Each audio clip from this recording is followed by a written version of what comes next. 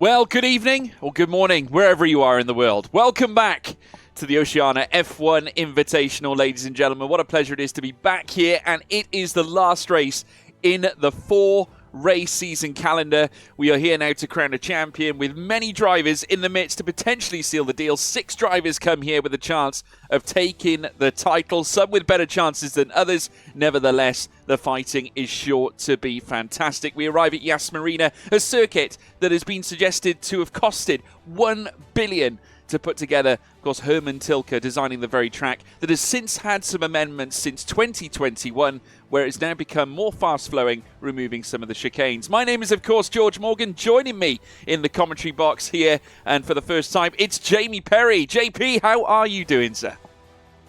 I am fantastic. It is a real pleasure to be a part of an event like OFI, and we've got the 20 fastest drivers in the Oceanic region in Australia and New Zealand, and what a race we have ahead of us for the championship and for the final race of the event. To be honest, it's going to be good. It's going to be a tight one. Obviously, now coming into this one after a very rampant race in Qatar. Of course, we're staying in the Middle East. You know, very much a flowing circuit now, this time in comparison to where it was back in 2021, prior to 2021. Obviously, since then, we have now seen the opening up of Turn 5.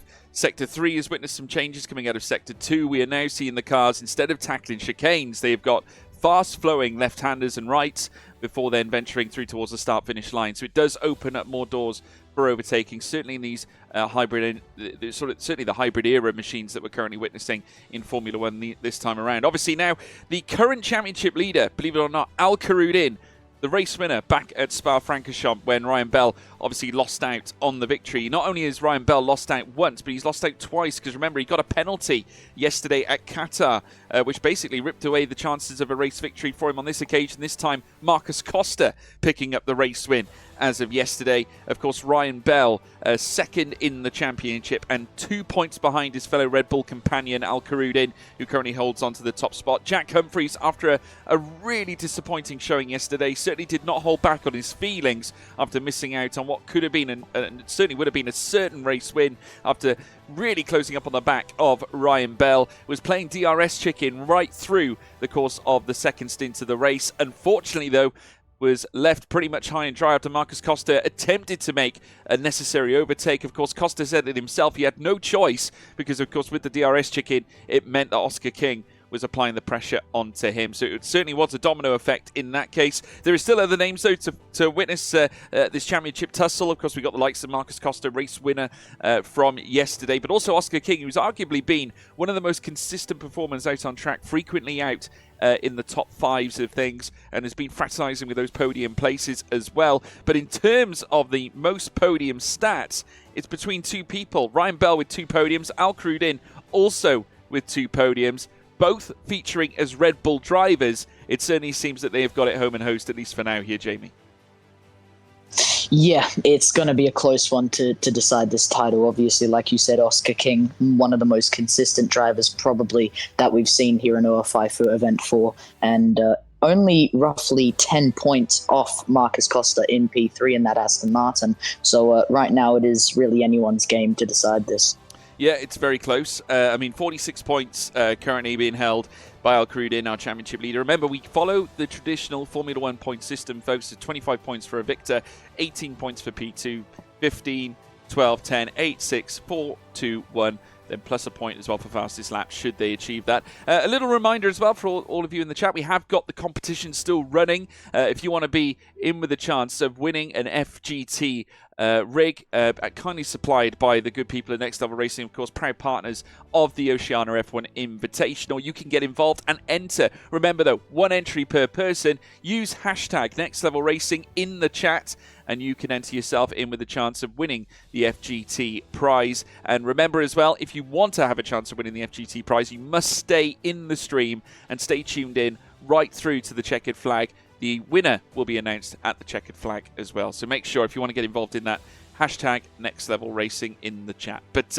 yes, looking ahead, obviously we've got a big night ahead of us. Qualifying is certainly going to be trying and testing. Obviously, we saw yesterday, for example, Jamie, a few issues for certain drivers when it came to qualifying. One of them being Jack Humphreys, could not quite get out of Q2 after an issue in that final run, caused an invalidation, which effectively cost him a chance at pole.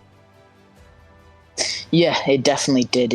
I mean, I would probably say with a lot of confidence that Jack Humphreys would be up there fighting for pole position. So unfortunately, he did get out in Q2, but hopefully he'll be looking for some type of redemption here in Abu Dhabi, looking to try and crawl his way into a much better position in qualifying and hopefully into a better position in the race as well. Well, I can tell you this, folks, that Jack Humphreys has been working hard on his game leading up through towards this final round. Now, remember what happened when we went to race 2. Of course, he was crowned the race winner when, of course, we went to Austria. And that was off the back of a tricky time at Spa the day before the race at Austria, where, you know, Jack seems to feature a lot in terms of bouncing back from poor results. He does well at recouping his mindset.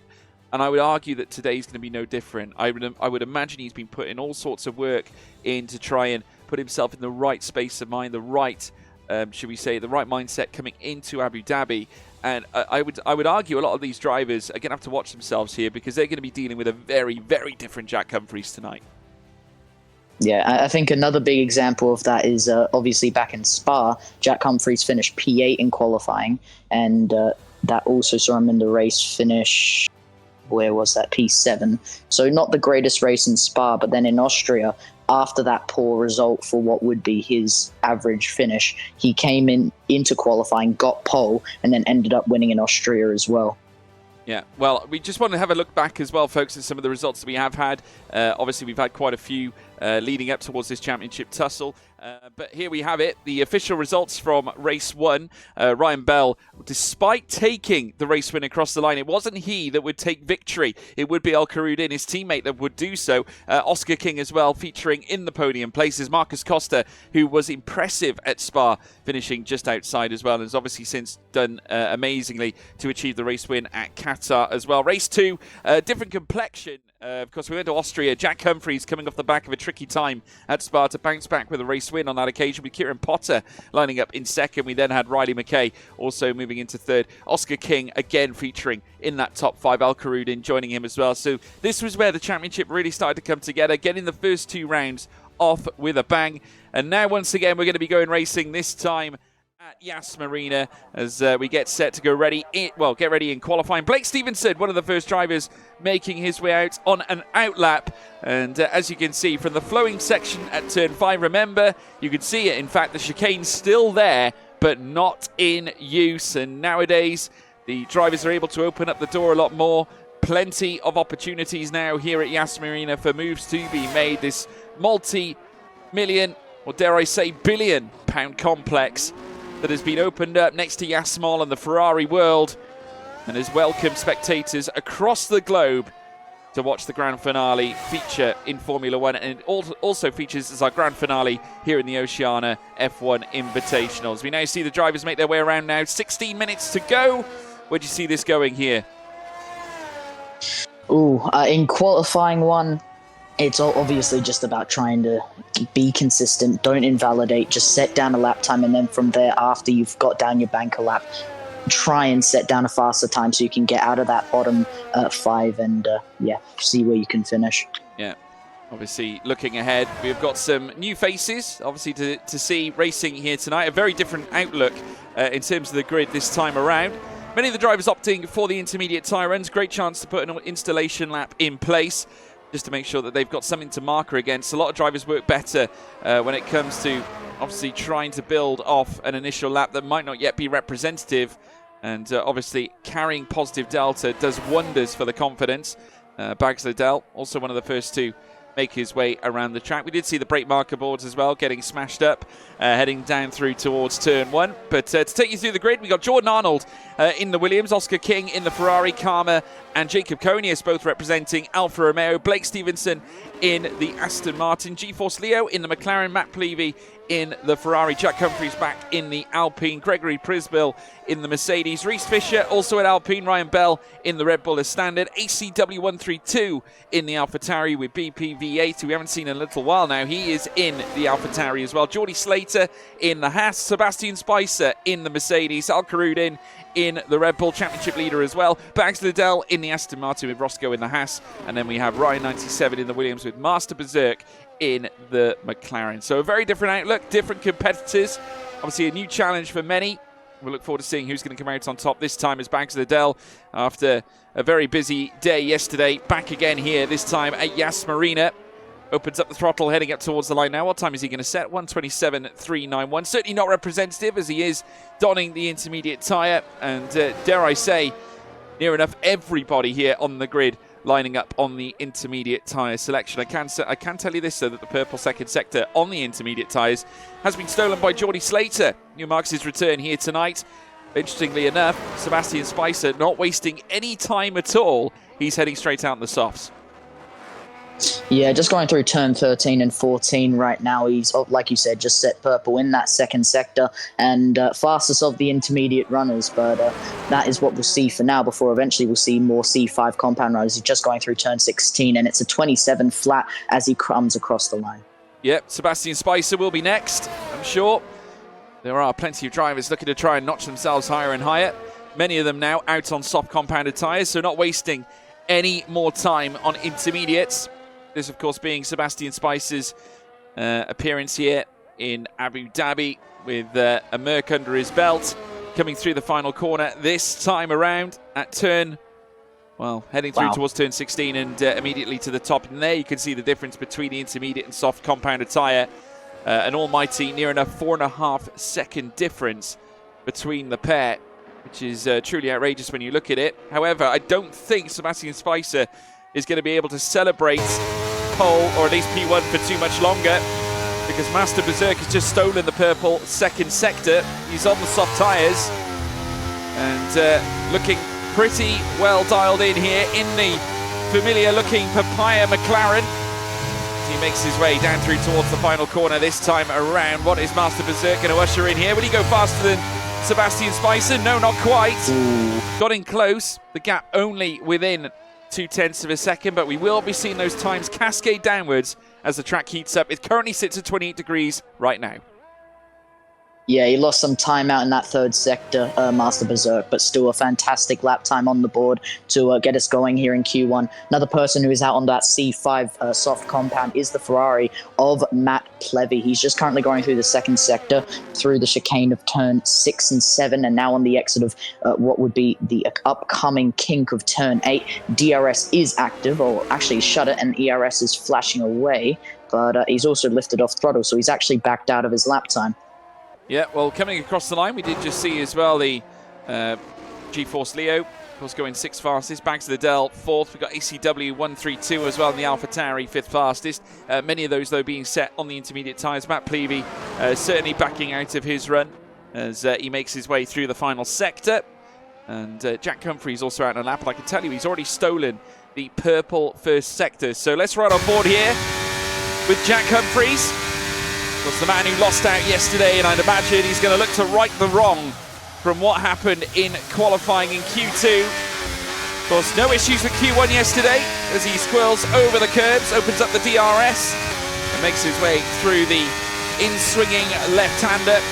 Of course, that features in between corners turn 8 and turn 9 as he tries to hook it down the inside. Now 4th gear will soon become 5th as he uses and abuses the curb on the right-hand side. Make sure he stays tight to the inner as he now makes his way through towards the very technical third sector under the bridge where Nicholas Latifi lost it back in 2021 in that contentious battle between Max Verstappen and Lewis Hamilton. Jack Humphreys now through the final 2 corners on this circuit. The final corner now out of turn 16. Where's this going to put him? He will go fastest. The sole man in the 121s and nearly 0.7 of a second faster than Sebastian Spicer. And that is going to be the benchmark for the rest of the session. Wow, what a lap time. Like you said, nearly 0.7 quicker than Sebastian Spicer in the Mercedes. Currently, also on a fast lap, is Oscar King in the Ferrari. He's just gone purple in the second sector as he currently goes through turn 9. Once again, uses as much of that curb on the outside line as possible to maximize his lap time. Comes to a stop fourth gear, then back on throttle as quick as possible as he starts to approach turn 13 and 14. He has a bit of traffic from the Haas, however, so I wonder if maybe that will actually cause a bit of lap time to be depleted from what could have been a very good lap, and a bit of squirrel on the last corner. P2, 122, 163. Yeah, Oscar King, of course, good friends with Jack Humphreys, and they've worked together for quite some time. The gap between them now near enough 0.2 of a second. Jack Humphreys still at the top, though, and flexing his muscles in the 121s. Roscoe coming into the pits. And we've got Karma out on track as well. He's on a fast run. And also on the soft tyres as well as he makes his way down the long straight with the DRS open. He's got a chicane dead ahead of him, but he has got a little bit of traffic to deal with as well. A Merc that is just making its way across. That is Gregory Prisville, who is also out on a, well, I think he's out on an outlap, but also his teammate could have been Sebastian Spicer, in fact, as well. So both Mercedes out on an outlap here.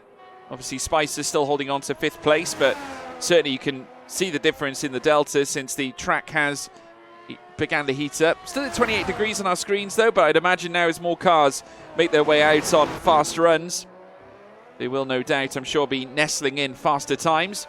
Karma setting a 17.5 in Sector 1, 35.5 in Sector 2. What's Sector 3 going to bring Karma and the Alfa Romeo outfit as they make their way through the final corner at turn 16? Up towards the line, 7th fastest. Goes ahead to Blake Stevenson. Respectable lap. Reese Fisher, though, also out on track. Of course, Jack Humphreys' teammate currently sat 16th. This will be his first valid lap, and he's looking okay. First sector, 17.5, 35.6 in Sector 2. Yeah, the Alpine now starting to approach what would be turn 16 and the final corner here around Yas Marina. Doesn't score around the exit. 123.395 across the line. That's only P10 for the Alpine. Jordan Arnold has also invalidated on this time, and Jacob Kanias just starting to go into the 3rd sector. Yeah, we're also seeing Jacob make his way through towards the final quarters. Of course, we did allude to those sector times, and I can tell you that Jacob Konius' first sector isn't bad at all. Now, this man does race in PSGL F2, so he does have the raw talent and ability. He goes 3rd fastest, and just in behind Oscar King, but that delta is quite a bit stretched. I know 0.3 of a second might not seem like a lot of time, but in terms of F1 League racing, that is quite a gap. And Jacob Konius, despite setting that purple 3rd sector, will no doubt be chomping at the bit to try and get as close as he can to Jack Humphreys. And we haven't seen the best of Jacob Konius just yet, but I'm sure as time goes on we will see a little more. Gregory Prisville going 5th fastest as well. Many other times though coming in, and take a look at this, he's back. Ryan Bell back with a purple first sector straight away, and a 35.2 in sector, well, 35.3 even in sector 2, right on the cusp of Jack Humphreys' purple second sector time. So this is going to be almightily close. Ryan Bell looking to try and rein it in. Of course, he himself very nearly losing out on a podium altogether. Well, nearly lost down the race win to Jack Humphreys, lost it out to Marcus Costa, but nevertheless looking to try and rein it back in, yet to win a race, has gone close twice, goes to the top here in Q1 with a 121.829 and silences the Jack Humphreys fans here in Q1 as Humphreys moves down to 2nd. Bell takes his spot in P1 with a purple first sector and a purple 3rd sector. And 2 points down. He's currently P2 in the championship. That is really important. I understand it's only Q1, but it gives us a glimpse of what could be a Q3 session. What a fantastic lap time from the Red Bull. Yeah, stellar lap from Ryan Bell. And whilst, of course, he's had his problems, he had a penalty that ripped away the race win in Spa. He, of course, had certainly the pit lane penalties that meant that he wasn't able to take victory at Qatar yesterday. But this time, it's a different story. The complexion vastly different as GeForce Leo comes up towards the line, and he remains 16th fastest. Now we're coming down to the final 5.5 minutes here in Q1, so there is still a shootout to be had. The bottom 5 currently consisting of GeForce Leo, who we're currently seeing on our screen, Reese Fisher, Jordan Arnold, BPV8 and Roscoe. It's down to those drivers to try and alleviate themselves from the bottom. 5 drivers will be eliminated from Q1 as we head into Q2. The bottom 5, should they remain where they are, will not feature in Q2 as Roscoe goes 17th fastest. Still not enough to make your way into Q2 there, Roscoe. Yep, and everyone else is just starting to come back into the pit lane. They're done with their laps, and like you said, Roscoe, only P17 is lap time, not fast enough to get him into that top 15, which would keep him safe from elimination in Q1. So that Haas needs to come back into the pit lane. He may need to just adjust some small things without going past Parc Ferme and come back out stronger. Yeah, of course, this circuit, 3.281 miles, 5.281 kilometers. That translates to the current layout, as I said, fed to us from 2021 and has since inspired greater racing. Jacob Coney is retiring, as is Ryan Bell and Jack Humphreys. That's certainly a declaration of confidence for those drivers. I'd imagine Ryan 97 and Oscar King themselves as well are probably quite confident in their own mind's eye. Roscoe will no doubt be coming into the pits. We've got two drivers that are currently out on outlaps right now. That includes the likes of Reese Fisher and BPV8, who is currently making his way through the final couple of corners on the circuit to begin his final fast run. He is right at the back of this field, P20, and needs to discover at least something, a little something. He is yet to put a time on the board. Can't afford to invalidate this time, JP. Yep, so roughly should be 5 kilos left in that car for their final runs out here in qualifying. The AvTauri of BPV8 just making their way through turns 3 and 4 and now approaching turn 5 at the hairpin purple in the first sector for that AlphaTauri. So maybe he was just lacking a bit of pace before, and obviously invalidating because he didn't set down a time, and now will get the opportunity to do so. DRS is well and truly open that rear wing, allowing for maximum downforce before once again getting down on the brakes, second gear through the chicane at turn 6 and 7, and then back out on the exit. DRS once again open, and just pushing as hard as he can to make sure he can get out of that elimination zone and safely into Q2. And it's not only purple in the first, it's now purple in the second sector. Needs to make sure he doesn't cause too much wear and tear on those tires and maximize everything to perfection as he starts to approach turn 11, 12, now 13 and 14. And once again, just nailing everything as close to that white line as possible, right over the curve. DRS is shut. It will not be used for the rest of this lap, but what he can do is nail turn 16 exit. He does, so it's P12, and he is safe from elimination, at least for the time being. Yeah, obviously plenty of drivers, though, looking to improve. Reese Fisher has also found improvements. He's done a personal improvement in Sector 1, but unfortunately, Sector 2, nothing to necessarily really write home about, a 35.6. Obviously would have preferred to have perhaps got himself into the early 35s, but nevertheless, a big Sector 3 could make the difference. Getting the tail out, though, making his way through the final sector, which certainly will not help.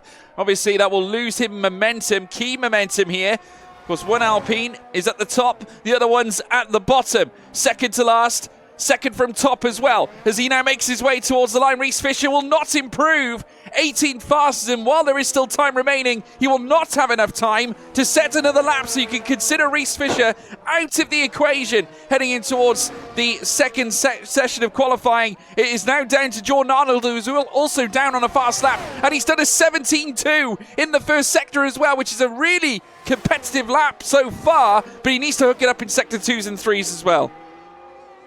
Yes, this Williams is the final hope in the Williams team, apart from Ryan, who has now finished in P3 and has retired from the session. So both Williams can make it into Q2. Currently, DRS is active, going out of 6-7 chicane. And like you said, he just purple in that first sector.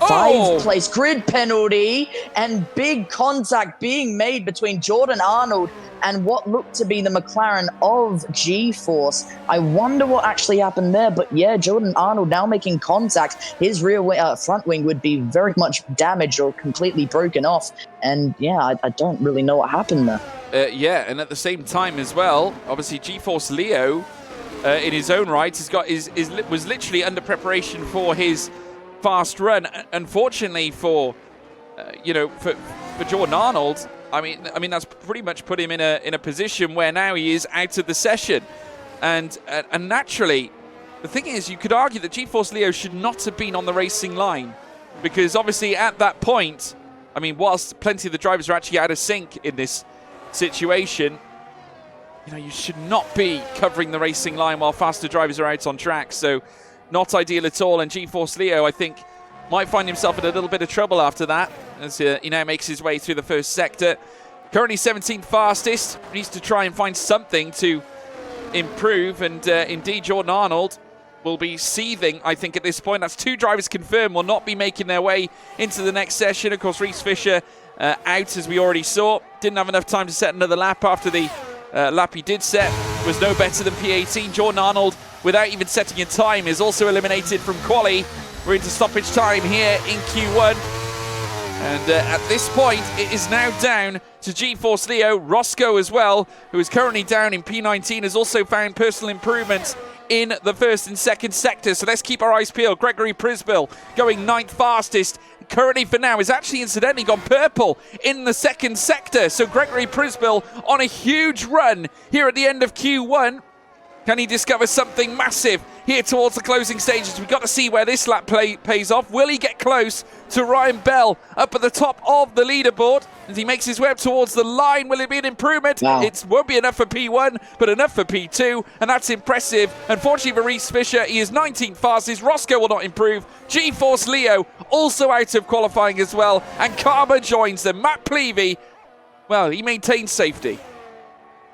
Yeah, that Ferrari was right on the edge there. I'm sure he was in the pit lane pretty much petrified, just wondering if he was going to make it through. But now he can sit safely in that car knowing he has made it into Q2. Unfortunate from P16 to 20 of Karma, GeForce Leo, Roscoe, Riz Fisher, and Jordan Arnold, who could not make it through. But yeah, what a first qualifying session to kick us off here in Abu Dhabi for the final round here in Event 4 of the OFI Invitation.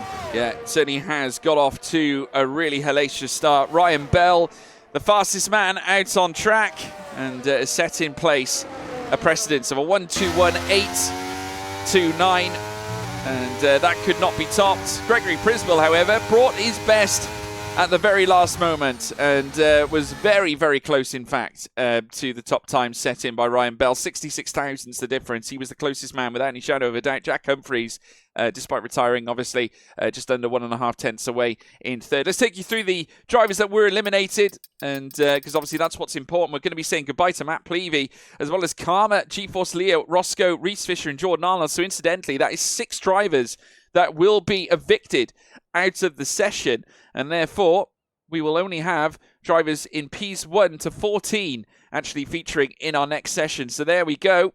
It's going to be a very contentious affair. Certainly more drivers, though, that are going to be looking to try and get into the top 10 shootout for a potential pole position. It's going to be stellar to see. So there we have it, folks. Drama already at the get-go. I mean, I suppose the obvious thing to discuss is welcome back Ryan Bell to the top. Given the fact that he, of course, had his challenges at Qatar with, again, another penalty that ripped away his race win. It seems that his one-lap pace isn't a problem, JP, but when it comes to strategical instances, it doesn't necessarily work out too well for Ryan Bell. I think you're exactly on the money there, because if we have a look at the Spa qualifying, he finished in, what was it again?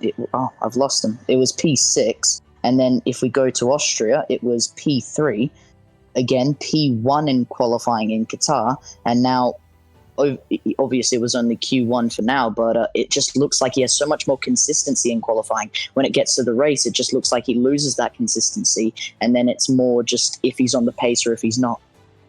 Yeah, it is certainly going to be a battle. Cars already, though, making their way out onto the track once again as we look to get back underway, this time in Q2. And Oscar King, not wasting any time, immediately makes his way out. Blake Stevenson and Jack Humphreys also doing the same.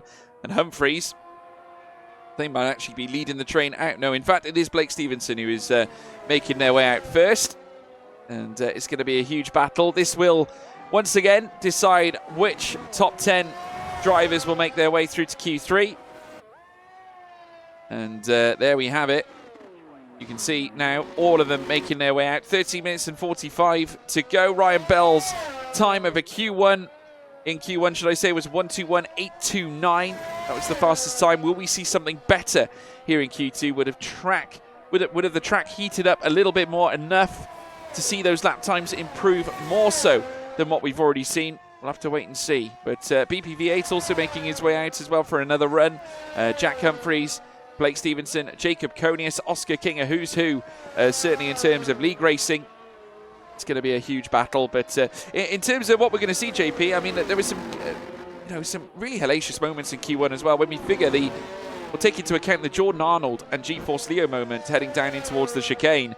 I mean, I'm not quite sure what happened there, but to me, it looked like GeForce Leo, while on his outlap and remained on the racing line, arguably should have perhaps removed himself off it.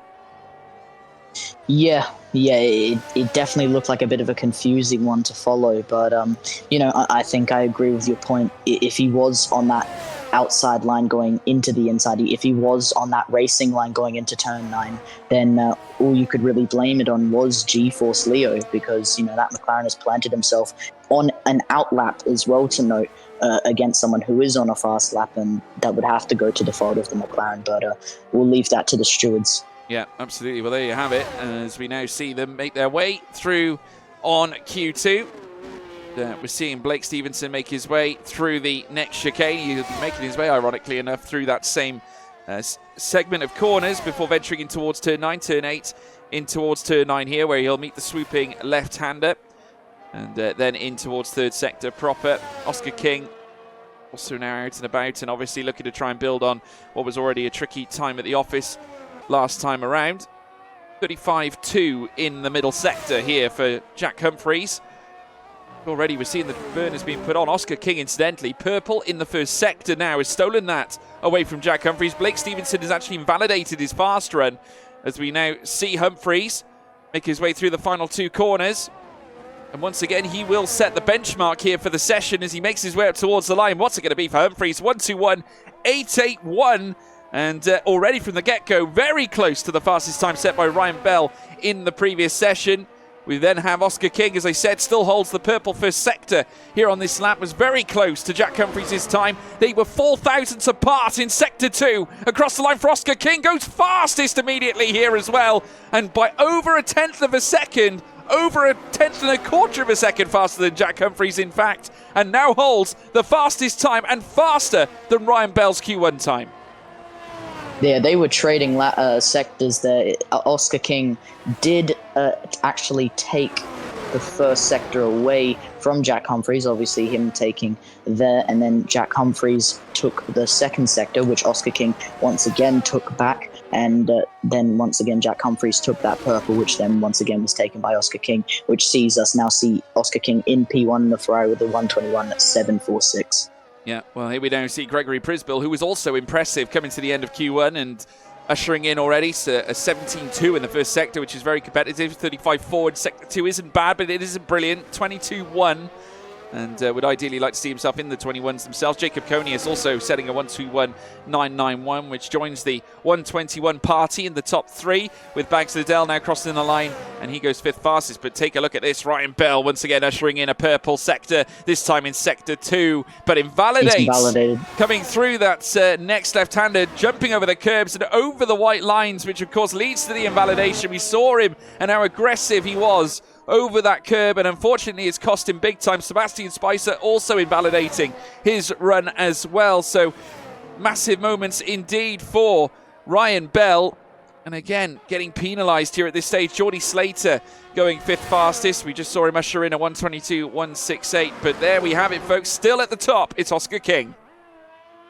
Yeah, and Bags Liddell coming in with the 1:22.561 in P6. But Ryan Bell's back on a fast lap. I don't think it will be as competitive as his original run. He has gone purple in the first sector, so I might regret the words I've just that's come out of my mouth here, because that Red Bull is pushing. He is flashing on the rear of that light, but he has plenty of battery left in that car. So wonder if it's more just some type of indicator. But no, going down the straight right now as he's starting to approach turn 6 and 7, brakes up to second gear, and that rear really starting to kick out there. So there probably is a bit of tire dig from his first run, obviously pushing as hard as he can and pushing just above that limit. And so once again, though he is going to push as hard as he can, he is still continuing to push as hard as he can, obviously getting that fastest in the first. Can he get fastest in the second?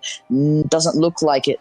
does look like he's only got purple in the first. So, yeah, still pushing as hard as he can, though. Starts to approach what would be turn 12. Then it would be 13 and 14. Fourth gear, needs to be careful this time around, but doesn't look like he'll invalidate. And as I say that, red goes on that track map. He unfortunately does go above that white line again. Yeah, unfortunately, I think for Ryan Bell, the first sector was not necessarily very impressive at 18.8 in sector 1, which was actually a second, well over 1.5 seconds slower than Oscar King's first sector. So very tricky. I think obviously just trying to lay down some delta, maybe just proving that he was on an in-lap. I mean, his rear light flashing does suggest he was saving ERS regardless.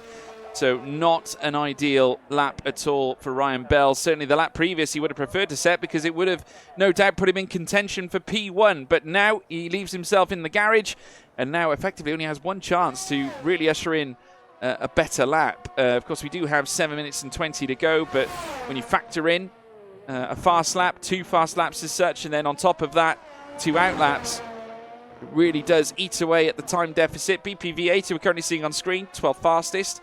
Yet to set a time, but it's set to 17.2 in the first sector, which is competitive. 35.3 in sector 2. Makes his way up towards the line. What's he going to usher in this time? P5 with a 122.090 and goes fastest of the 122s here at this stage. 5th place, just ahead of Gregory Prisbill. Yeah, Blake Stevenson, who was just ahead of the Haas of the AlphaTauri of BPV8. He had a big amount of, just got a bit overzealous on the throttle at that final corner and probably lost roughly maybe 2-3 tenths at the very last corner, but P12 for the Aston. Yeah, still with the most purple sectors. Jack Humphreys holds on to purple sector 2 and sector 3. However, not enough, which suggests to me that sector 1 is his downfall. And the majority of his time being lost in that first sector against that of Oscar King, who found enough to hold on to the top spot. And still no one has managed to come to within a tenth of Oscar King, who certainly has come back with a high degree of venom. Of course, yesterday was an innocent bystander in the scrap between Marcus Costa, Ryan Bell, Jack Humphreys. And of course, when Jack Humphreys spun on the dying laps of that race at Qatar, he would, of course, spin into the path of Oscar King, taking him out of the race. And Oscar King's consistent run of solid points finishes came to a bitter end at Qatar yesterday. And he'll be looking to come back in the strongest possible way. And this is definitely a display of that. Now, Ryan Bell is out on an out lap and looking to, no doubt, improve. And he has to, doesn't he, folks? 5 minutes and 20 to go. He's got to try and usher in something to give himself a chance. And he's trying to grant himself some clean air because he has got Sebastian Spicer in front of him as well. So he's just trying to make sure he's got plenty of clean air so he can maximise his fast run. Let's ride on board here with Ryan Bell as he makes his way towards turn 1. Yes, and the Red Bull now starting to approach it. 4th gear, back on throttle as he starts to reach the exit. P2 in the championship, this lap will matter to get him into qualifying 2 or qualifying 3, but keep him safely from the exit in qualifying 2. Purple in the first sector, he nails it to a T. Now DRS will be active as he starts to approach it over that white line, and there you can see the rear wing fully open, allowing for aerodynamics to flow through. Now it's just pedal to metal all the way to what will be turn 6. Breaks down to 3rd gear, nearly locking up his front tires there, but keeps it all together. Then through turn 7, once again back on throttle. DRS is active, using that ERS to the absolute maximum that Red Bull can offer him. Then going into turn 9, it's purple in the first, and now it's purple in the second. Like I said, this lap will matter. It is just about getting into a very decent position so we can make sure we can get into Q3. Now approaching turn 12, then it's turn 13. Just hovering around with the throttle. Don't want to go full throttle, otherwise you'll be overzealous and see yourself invalidate or potentially hit a barrier and out of qualifying overall.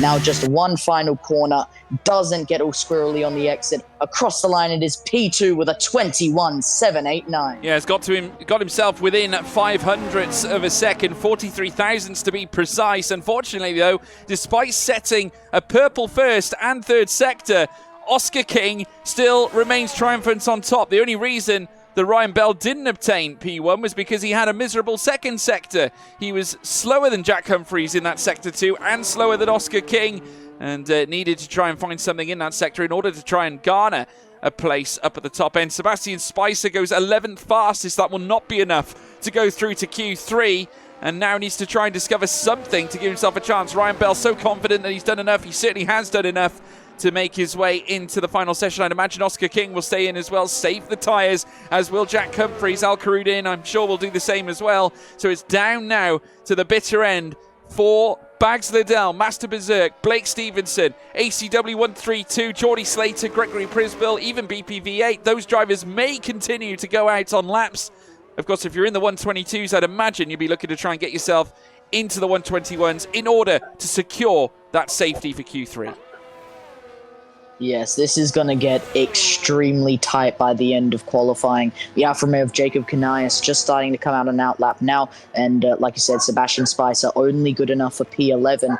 He'll probably have to have another run if he has enough fuel. If not, which it doesn't look like it has from what the telemetry says, so he may have to come back into the pit lane. That might be it for qualifying for that Mercedes. But yeah, you can see from pretty much P6 because of the Alfa Romeo, even Al Karudin and Jack Humphreys coming out, even Oscar Kin is coming out on the on an outlap as well. So everyone in the pit lane is coming out to one final fast lap, make sure they can get the maximum out of it, and make sure they can secure a seat into Q3. Yeah, wasn't expecting Oscar King and Jack Humphreys to come out again, to be honest. That is very interesting, and I can tell you that there are fresh tyres on the cars as well. Jack Humphreys has notched on a second set of soft tyres. So there we have it. Same for Oscar King as well. They're all looking to try and remain triumphant here in the second session of qualifying. Sebastian Spicer, incidentally, has to retire from the session, so that's his day done. He is out of qualifying. So no Q3 for Sebastian Spicer. That's one place removed. That leaves 3 drivers to try and tussle out for a place in the top 10. And as we now get set for the final remaining laps, Jack Humphreys immediately, though, finding 600ths in the first sector, but invalidating his run. So that's going to hurt. Jacob Canais. Jacob Canais also retiring from the session, but for Canais, he's right on the bubble in P10. So Canais is in trouble here. If he does not survive this, then he will not be venturing into Q3. This puts him heavily at risk here.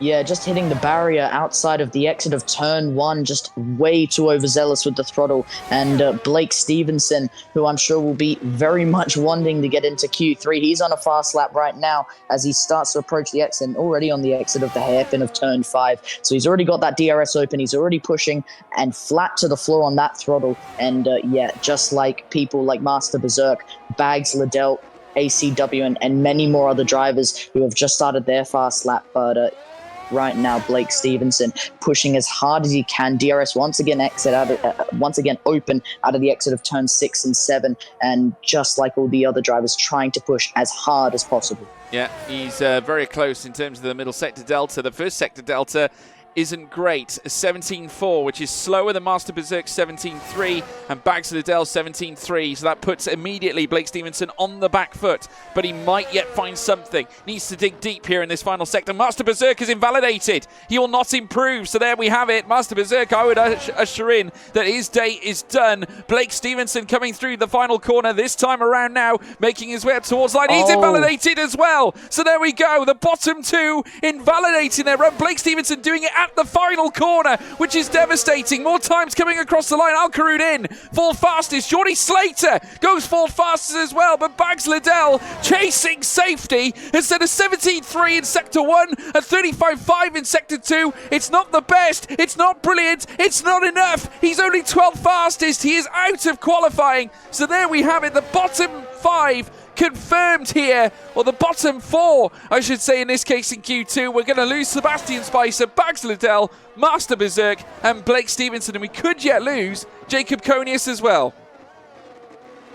Yeah, that was so unfortunate for Master Berserk, and also, was it Bags Liddell who, it was Blake Stevenson who on the final corner just got poured out by that curb and unfortunately did invalidate. But yeah, unfortunately, that is your bottom 10 potentially if Jacob Canais is out, but we'll figure that out after.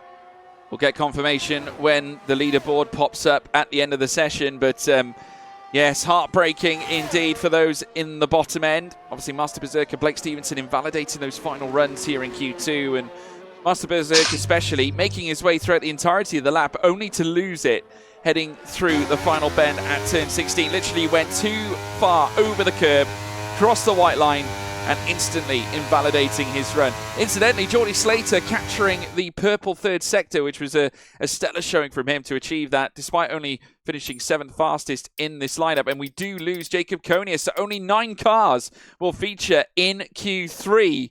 So there we have it. Jacob Konius, after losing the car like he did, DNFing from the session after getting it wrong, he will not feature or qualify in Q3 and therefore is out. The bottom 5 heading out, of course, including Jacob Konius, Sebastian Spicer, Bags Liddell, Master Berserk and Blake Stevenson.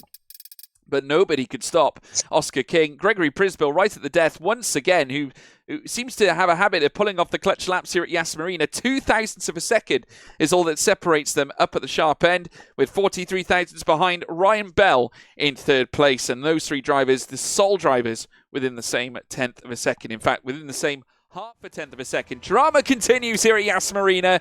We only have 9 cars going through in Q3. Absolutely sensational. Jacob Konius as well getting eliminated due to the crash. But I would argue as well, it goes to show risk and reward here at Yas Marina here, JP. Those 3 drivers at the tail end of the field not securing safety. The bottom 2 invalidating on their final fast runs. Yeah, I mean, for anyone that may think differently, Abu Dhabi is extremely tight. The white lines, you cross them, you're immediately invalidating. So, yeah, not really surprised by those guys getting invalidated. Just went over that white line and saw them go red on that track map. But no, I mean, overall, such a close field at the very front. It was 2 singular milliseconds separating. It was Oscar King and Gregory Prisbill. So fantastic effort from the Ferrari and Mercedes, and only a couple hundredths off the Alpine of Jack Humphreys. Yeah, very tight. 3 cars now already out on outlaps. Jack Humphreys leading them around. Well, he's not leading them because we've got the AlphaTauri of BPV8, incidentally, heading out straight away. And in behind, we have, of course, got the Alpine of Jack Humphreys, who this time around, no, not mistaking, he ensured his place in Q3. He lost out when we went to Qatar. And this time around, he's not making any such mistakes. He's going to try and relentlessly secure a spot for a chance at pole. And we could yet see something really special here this evening. I think what's really caught the attention of the public and people by surprise, we know that BPV8 very rarely qualifies. He didn't at Austria, if I remember correctly. I don't think he did at Spa either, but this time around is actually featured here in Q3. Yeah, he has. And BPV8, who was actually about to come out on the fast lap, has now actually invalidated. So now has to come back into the pit lane and now back into his pit box, confusingly enough. Yeah, well, now as we see Humphreys make his way around the final corner, very shortly out of turn 16, I'm going to take you on a flying lap with the sensational Aussie. Many quote him as the greatest Oceania driver in the world today. And well, certainly grabbed the attention of many of the public as well, and the imagination as well. Heading out of turn 1 in towards turn 2, 6th gear, leaves it planted as he makes his way around turn 3 this time around as well. Turn 4 in towards now the sensational section, leading through towards the, well, turn 6, heading out of turn 5, should I say, heading down towards turn 6 now, through this long straight. DRS opens up this time around for Jack Humphreys. This time, only ushering in a 17.275. Now, that's not the fastest. Ryan Bell, though, setting a 17.2, immediately snatches the purple first sector here in this session. Jack Humphreys heading through the chicane now out of turn 7. Turn 8, DRS opens up again by Humphreys as he now makes his way around turn 9 very shortly. Of course, that in-swinger very much was a chicane prior to this one. Already, though, going purple straight away. Jack Humphreys here in the second sector, incidentally, also has purple in the first sector. It turns out the timing screen was a little delayed. as he now makes his way through towards Sector 3. Jack Humphreys, ruthless here as he makes his way through the very technical third sector. Only a few corners remain here at Yas Marina for Humphreys. He's got the hump after Qatar, and he's going to look to try and usher in a fast lap. Ryan Bell stealing away the purple second sector. Humphreys sets in place a huge 21.5. A blistering lap here from the Aussie, but can Ryan Bell stop him? Makes his way up towards the line. The Red Bull does a 21.4 and goes over a tenth faster again, and didn't actually lay claim to a purple first or third sector. It's only a mere second sector purple here for Ryan Bell. These boys love going back and forth with their sector times, but it isn't done yet. It's driver after driver after driver, and the AlphaTauri of ACW will be the next person to cross that line. Now going into turn 16, good rotation, fourth gear. What can he set on the board? It's only P3, it's a 22.159, so significantly slower than P1 and P2, which is then quickly taken away by Gregory Prisbill, who sets down a 21.810. But still, what great lap times from those two so far. Yeah, Ryan 97 as well, from one Ryan to another. Ryan Bell at the top, Ryan 97 in P5. So there we have it. Everyone near enough in the 121s, bar ACW at the bottom end. Al Karudin also out on a lap as well, but unfortunately has only set a 24.0 in Sector 1, which will not be representative at all. And therefore will have quite a bit of work to do as he now makes his way through Sector 2. But what a stellar lap from Ryan Bell. A 21.438 is absolutely out of this world. Now remember, back in Q1, our best time was set by Ryan Bell there as well, 121.829. So we've already trumped that by nearly 0.4 of a second. That is outrageous. Extreme pace there. And can I just say, dearie me, BPV8 has gone purple in the first sector, is 17.192. So BPV8, hold on to your hats, folks. He is trying to obtain the fastest lap in the initial stint of this session. Yeah, and the AlphaTauri just starting to approach 6-7 chicane. Also be aware that Oscar King is now on his fast lap. See what he can do in the first sector. We'll quickly go back to BPV8, but Oscar King has gone purple in the first sector. So once again, it is sector versus sector. They're trading between many drivers. What can the AlphaTauri of BPV8 do? It isn't purple in the second sector, and also not purple in the first because it was taken away by that Ferrari of Oscar King. He's starting to approach third sector now, turn 12. Decent rotation in third gear, but we'll have to go over to the Ferrari once we're done with this, and he's invalidated. The AlphaTauri couldn't get it all together. He couldn't keep it in one piece, and unfortunately has now gone over that white line. But that Ferrari of Oscar King is pushing in a different level, George. It is now purple in the first and purple in the second. It was turn 9 where he's got that purple. Just starting into turn 12, now 13, and that Ferrari will need to push, but keep it inside the white line. Do what BPV8 couldn't do, and that Scuderia, that red and white car with the Las Vegas livery, only has a single corner to do. What can Oscar King set on the board? It's wow, 121.301. He does take provisional pole. He took purple in the first sector. He's just gone and taken purple in the third, leaving only the second for Ryan Bell. But Scuderia Ferrari back on top this time around at Yas Marina, and it is the King that reigns supreme with 5 minutes to go. First blood going to that of Oscar King. Ryan Bell in second place so far, with Jack Humphreys in third place. The top three, it's a who's who, isn't it, in terms of the championship fight? All the drivers in the top 5 are in this championship fight as well. Al Karudin down in 7th place, your championship leader as well. So this is an outrageous scenario we have in front of us here this time around. And Oscar King, I mean, after yesterday, bouncing back in the best possible way so far. He had the race ripped away from him heading through Qatar when he got caught up in the incident with Jack Humphreys and Marcus Costa. But this time around, answering the critics, answering back, returning the serve with a P1 so far here in Q3. What a way to respond. And a 121.301 is absolutely sensational. And over a tenth and a quarter, very nearly a tenth and a half faster than Ryan Bell in second. Extraordinary. Just a reminder as well, folks, if you want to get involved in the FGT, the FGT prize, the Next Level Racing, our proud partners here at the Oceania F1 Invitational, the OFI Championship.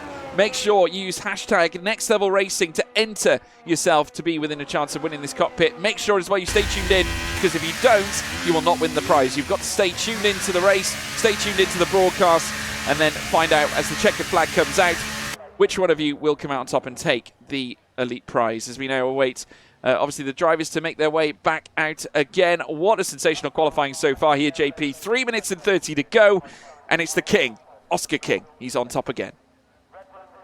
Yeah, it's almost redemption for both Jack Humphreys and Oscar King, because Oscar King finished in P13, Jack Humphreys finished in P6, so still two disappointing results for both of them. But yeah, it is still all very far away, but so close at the same time for Oscar King, because he is in P5, but he is, what is that, nearly 20 points behind P1. So it is going to be quite a challenge for that Ferrari, but I guarantee he's not going to give up without one huge fight for 29 laps of action.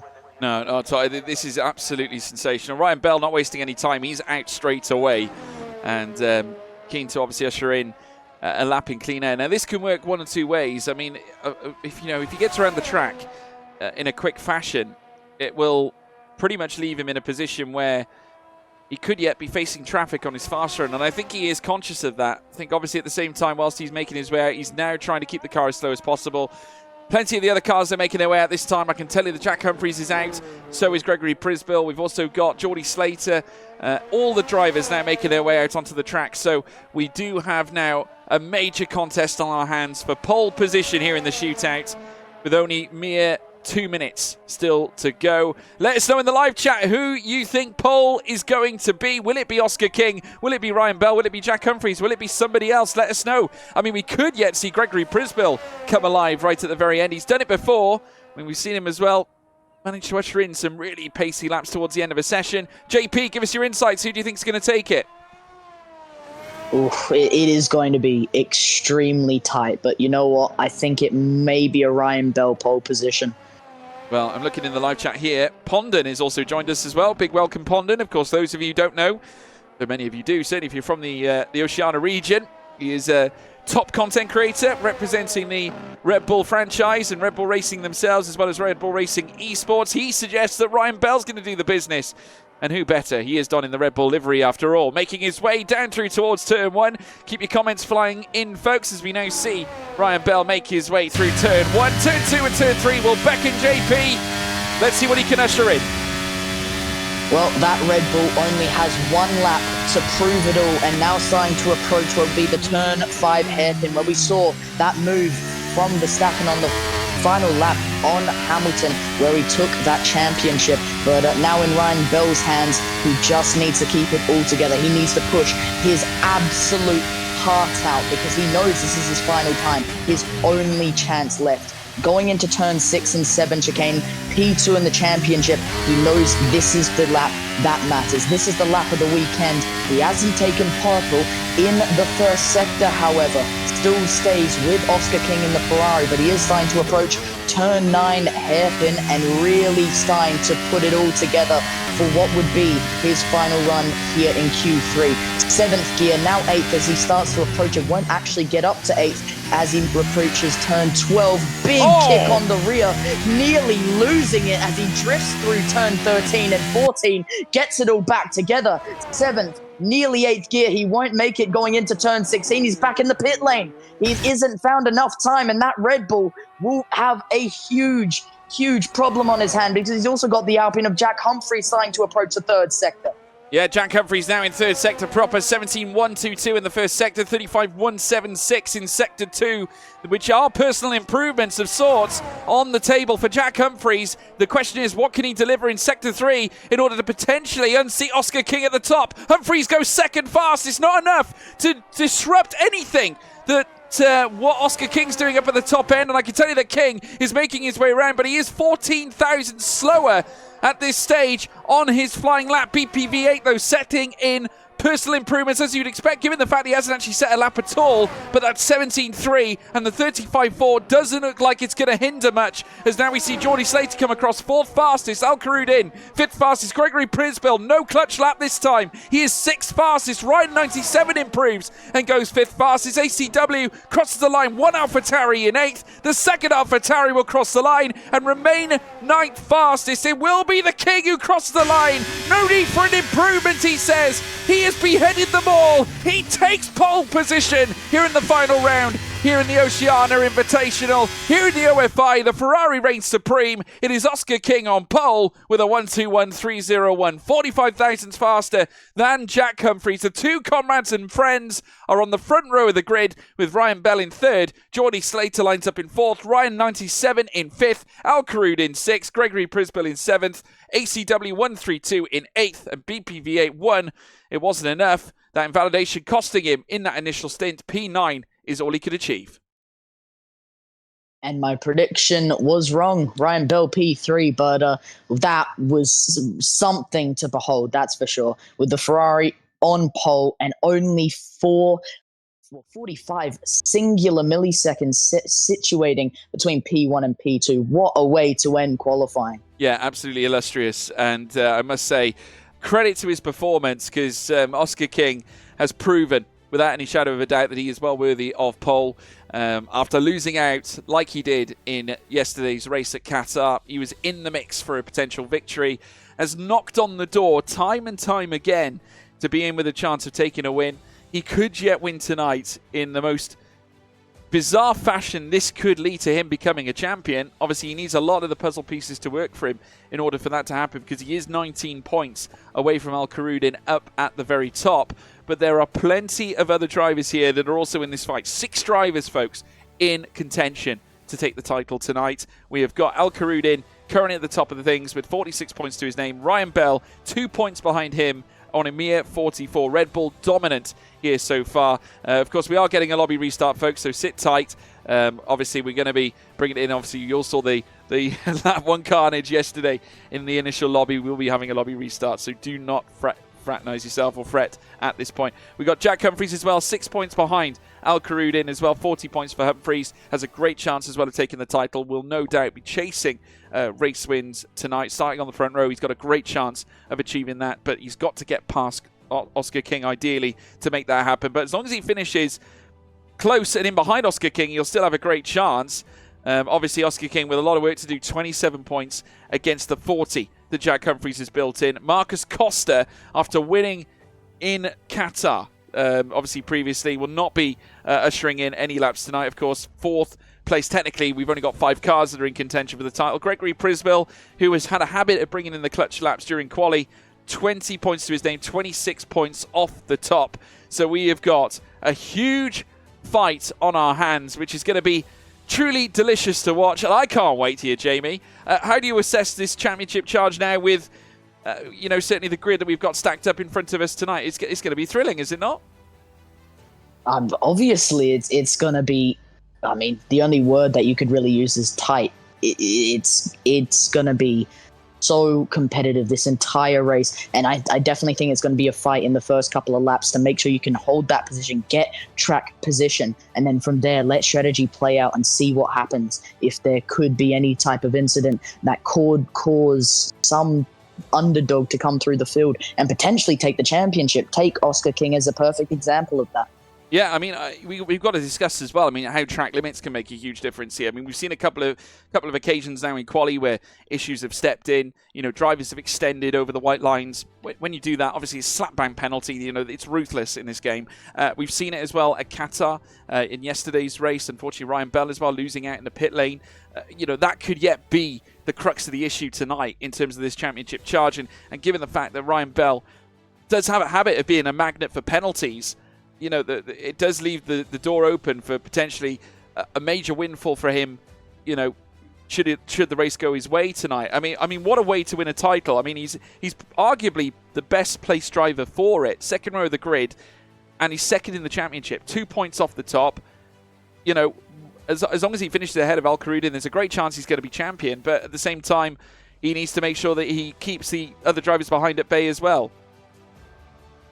Yeah, it's definitely going to be, like I said, about track position. Make sure you can get into that position where you can win the championship. Like this is a championship decider. This is the final race of this season, of this event. And yeah, Ryan Bell, like you said, is in a really good position for a potential overtake to potentially even take the lead. So it's going to be a very close one. I think defending will be a big help in that. Yeah, it will. It's going to be massive. And I think the initial laps are going to be huge as well. If it's anything like Qatar, we saw a lot of the donkey work being done right at the very start, overtake after overtake. You know, obviously, plenty of drivers opening doors into many of the fast sections. Turn 5, you can bet your bottom dollar we're going to be seeing some interesting action being held out. Obviously, we all remember 2021 between Max and Lewis, of course, where Max would scoop up his very first Formula One World Championship. But, I mean, what a tremendous campaign it's been. 4 races only, of course, in this championship, but 4 is all you need when you've got such a tight championship fight with 5 drivers currently in the realms of perhaps being crowned our champion. Don't forget as well, folks, we will be tuning in later on for the driver of the day, so make sure we will be bringing the vote in later on, so you'll know when that occurs. Obviously, we will have a poll in the chat later on with only a few laps to go or so, and you can post who you believe should be driver of the day. And of course, not forgetting as well, make sure you stay tuned in for the big giveaway from Next Level Racing. If you use hashtag Next Level Racing, enter yourselves in the competition. Stay tuned into the broadcast and you can find out whether you can win that fantastic prize. It certainly is special. I've got the Next Level Racing rig myself. It is brilliant. Certainly one of the best rigs on the market, in my personal view. So there we go. But yeah, great to have the chat involved as well. I want to hear from you guys as well at home. Who do you think is going to take the race win? Who do you think will be crowned champion? Let us know in the live chat who you think is going to be successful here at Yas Marina. I mean, Jamie, from what we've seen in quali, you know, from what we've seen throughout the course of this championship, factoring in consistency, race wins, podiums, poles, everything of that nature, who do you see reigning supreme here at Yas Marina? Yeah, I mean, consistency is a big one because I think a lot of people maybe in the Twitch chat may say Ryan Bell, but if we've seen from the past results, and I brought this back up in Q1, Ryan Bell is such a good competitor in qualifying. You could call him a quali merchant, and then he gets to the race and he has a bit of a fall off there. He dips down in the pace a little bit. He has a bit more inconsistency. It really depends on what the track is. So maybe he is able to bring the pace here tonight, here in Abu Dhabi, but however that play out, it may. But I think for a race win, potentially for that championship as well, Al Karudin could be a good shout as well. Yeah, he could be a great shout. I mean, I am seeing here as well in the live chat, Down Under Racing Series stating that Ryan Bell gets the win tonight. I'm seeing as well from the Aussie F1 Racing League, Oscar due for a win. Tell you what's on the cards, he could well get one. We're also seeing Jack's Redemption Time, saying Lieutenant as well. It's redemption night for Jack, says VSC Fury. I think you could be right. I mean, that is going to be interesting to see whether Jack can do that. I mean, it's not just redemption time for Jack Humphries, but also Oscar King, because he's gone close in the past. In real life, Almighty Gob saying going for Oscar here as well. Keep your comments coming in, folks. We will, of course, read them out. It's amazing to see the complexion here. Definitely a lot of the viewers here, I think, siding with the fact that the front row could yet decide the race victor. A lot of the viewers here suggesting that Oscar King is going to take victory or Jack Humphries. I mean, I would argue that you've got 2 drivers there that really desire this result for more than just one reason. I mean, obviously for Oscar King, it's about getting that first win overall. But Jack Humphries, it's all about redemption after what happened at Qatar. Yeah, I mean, to be honest, the chat has a point there because that front row is so imperative because Abu Dhabi has never been the easiest place to overtake. That's why you really have to highlight the fact that these first couple of laps will be so important to make those moves because after that point, it becomes more about strategy and saving those tires and saving fuel and making the most of it without burning everything to the absolute core. So, it isn't a bad shout, but this is still going to be anyone's game. Yeah, strategy selection is going to be massive as well, folks. I'm still reading in the chat. We've got Captain Jack saying King Humphrey Scyther for the podium. So that, again, that front row coming into the realms of decision-making from the people in the chat. We've got Reese Fisher is going to win. Mark my words, says LJ. We got more saying up the Aussies. Of course, you come to the right place if you're a fan of the Aussie racing. Lots of it. And Jamie JP, obviously, a big Aussie guy, as we all know. We've got Reese with a Bradbury from the back, says Fury. Well, who knows? I mean, we could be seeing a Reese Fisher performance. Ryan 97 for the win. We're seeing from East Skybra. We've got many others as well. Jackson, his redemption arc as well, says Venti Gaming. Everyone's talking about the redemption arc, and there is a huge redemption arc here for Jack Humphreys, who did not hold his emotions at all. When we looked at Twitter, because when we saw his response to what happened, he was, alluding to the disgusting nature of the racing and the driving standards, and was saying how much it affected his race. He deleted the tweet afterwards, but made it perfectly clear how he felt. His feelings were truly brought to the table. I mean, listen, he's a great character, huge tenacity, great speed, a true technician behind the wheel. What does Humphreys need to do to win tonight? Yeah, consistency, obviously, just per lap, making sure you're able to stay in that same similar times without just dropping off a huge amount. And strategy is going to be a huge one. Like I said, Abu Dhabi is very strategy based. It's mainly just about making sure you have that right strategy. If that's undercut or performing a really good overcut, it really depends. But I think if Jack wants to win tonight, he needs to do really well off the start, or out of those 5 red lights, and then from there, just trying to keep it consistent per lap. Yeah, no, it's going to be outrageous. I'm seeing more as well. Jordan Arnold redemption saying dead heat. I mean, arguably, you're correct, because after what we saw in qualifying, very crazy. And then people saying GeForce Theo redemption. I mean, what's going to happen between those two? I mean, that's going to be very, very interesting. But get your final comments in the live chat, guys. Let us know who you're picking here tonight. We're about to head into the session around a track that cost $1 billion to produce, has since played a real feature on the calendar as our grand finale in the Formula One calendar. It's our grand finale here tonight in the Oceania F1 Invitational. Can't wait to see who's going to come out on top. Reconfigured back in 2021 for the racing action. We alluded as well to the slick racing we get here nowadays, as opposed to the chicanes that were there before. The third sector and the first sector getting remodeled for the benefits of overtaking, and I'm sure we'll see lots of it as well. Make sure you stay tuned in and hit the follow button as well. Stay tuned in tonight, folks. Make sure, of course, you smash in your hashtag Next Level Racing to enter the competition. As you can see, we are about to get set and ready for racing here at Yas Marina as we await the cars to line up onto the grid. Any final thoughts from you, JP?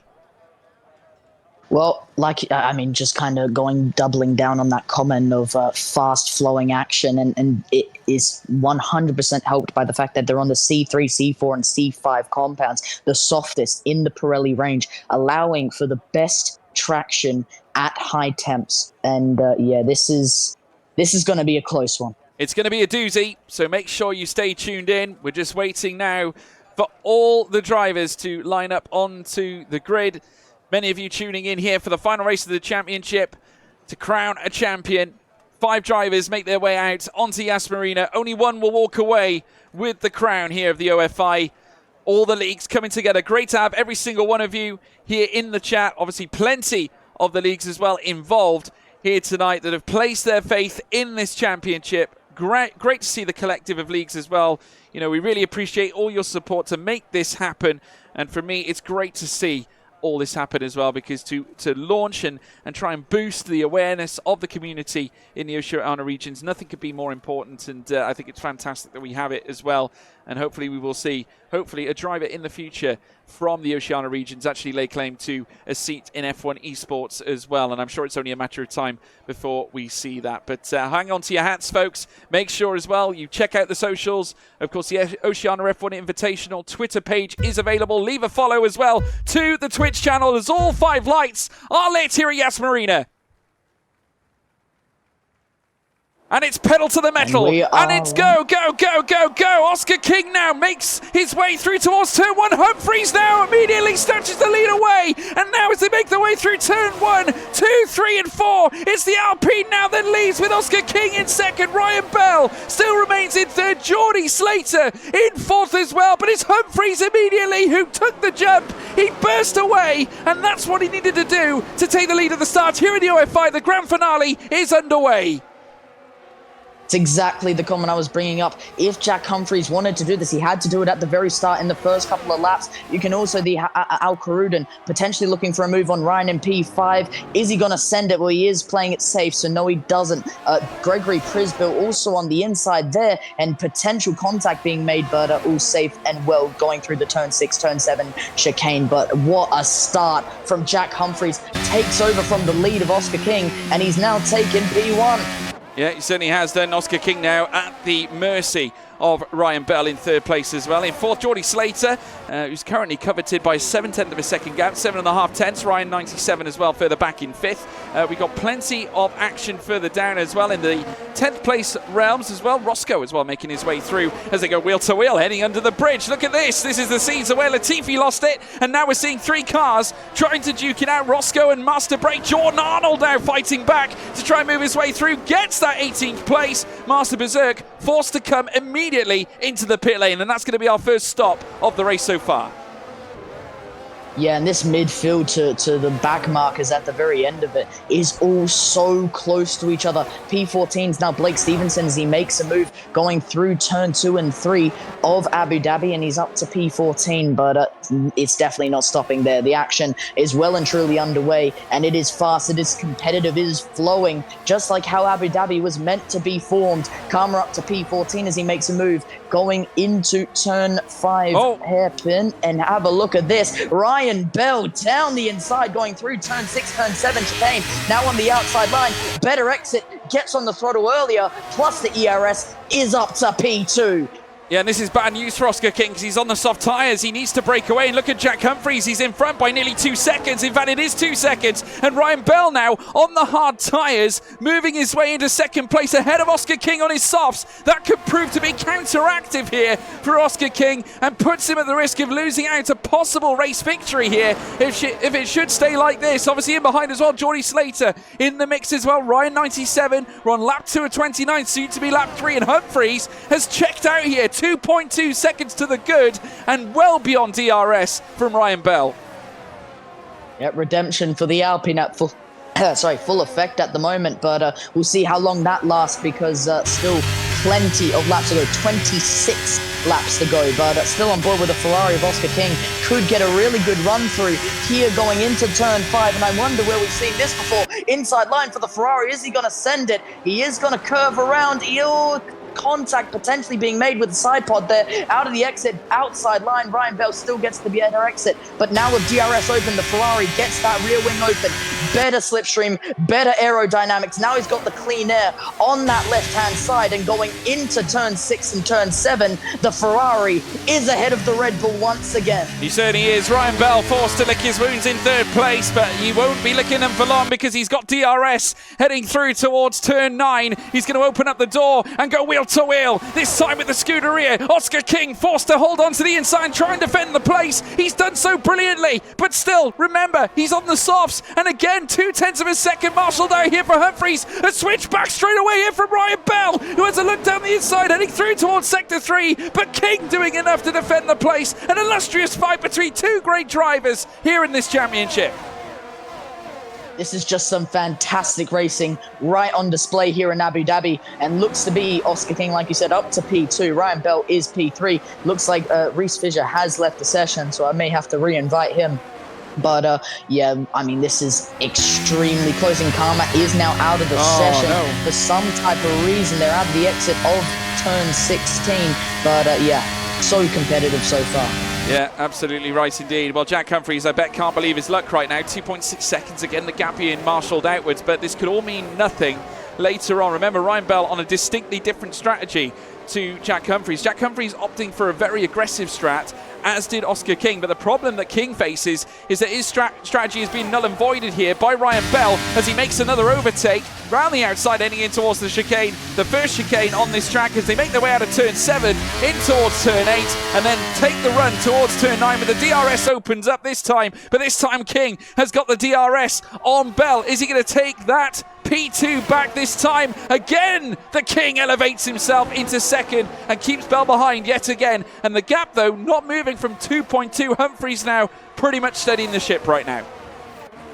Yeah, that Alpine has pretty much just been given free rein and clean air to just pull away from Oscar King and Ryan Bell and the rest of the pack just overall. But that Red Bull and Ferrari will continue to fight and will stay fighting until that 1 second gap is met and DRS can no longer be used. Going into turn 16, you can see how close it is with every driver on the field, not just Ryan Bell and Oscar King, but just every driver, even P12, P13, Matt Plevy and Bags, Liddell to P6 and P5 between Al Karudin and Ryan. This is so close between so many drivers. Yeah, they have fought right through the course of the previous 3 races that we have had. We've exchanged blows during the qualifying sessions. We've had plenty of moments. What's the news, JP? Oscar King has just gone a bit wide out of the exit of turn 5, so maybe Ryan Bell can take the perfect opportunity plus DRS approaching the chicane, maybe not even at the entry into the chicane, he doesn't need to. Going into braking, the Red Bull is once again ahead, but for how much longer? Because that Ferrari of Oscar King, once again, we've seen it so many times. Will it happen once again? Will the Scuderia, get the DRS necessary, get the slipstream, get the overtake necessary to come back at him? He's going to have the outside line. It's wheel to wheel going into turn 9. Ryan Bell has been re-overtaken by Oscar King, and the Ferrari's back up to P2. Yeah, fantastic move from Oscar King, again replying against Ryan Bell. They're starting to chip away at the delta between Jack Humphries and Oscar King right now. 2 seconds, though it has just sprung out to 2.2 again, or nearing 2.2 out of 2.1. Ryan Bell still holding on to third. Now, Geordie Slater, the great thing about his position right now is that obviously he's allowing Ryan Bell to chew up his tyres here, because whilst obviously they make contact coming through the final corner, almost a bump draft there from Ryan Bell. I wouldn't recommend that in single-seaters as they take the run in towards turn 1. Very rarely do we see an overtake happen here, apart from the start of a race, and Ryan Bell managing to make the move happen as they make their way through turns 2 and 3. They'll venture through the slalom, and Oscar King has now got to try and get the move done, heading down the long straight with the DRS section. He might even try it in towards turn 5. Doesn't. He's going to be a little more patient as they now venture through towards this hairpin now. Outwards they come. 2.6 seconds now, the gap between Bell and Humphries as they make their way down the straight. Oscar King right in the aero here of the Red Bull. It is now Bell and King back together again. Geordie Slater in behind with Ryan 97 being towed along for the ride as now the inside line for the Ferrari. Oh, Slater has picked his spot. He's got to try to make the move here on Ryan Bell. Wheel to wheel they remain. On the outset though, I think Bell has done enough and he's got DRS on Oscar King. It's near enough a 3-wide scrap. Enter as well, Ryan 97 into the fold. Bell round the outside. Fantastic move there from Ryan Bell to make the move happen, but entering everybody else, Ryan 97 has lofted himself higher than Geordie Slater and is now attacking Oscar King. This race is starting to heat up. And it all started at the turn 6 and 7 chicane when they all started to really pile up against each other. And that just gave Ryan 97 the perfect opportunity to get up into P4. Geordie Slater is not out of this fight, though. He just needs to get a better exit out of some of these corners, and he'll get that DRS just how he did last lap and potentially have another big pile up of drivers looking to try and overtake each other. Ryan Bell is now in P2 by nearly 5/10 to Oscar King, with Jack Humphries now 2 seconds, so that has now been cut down by roughly 6/10.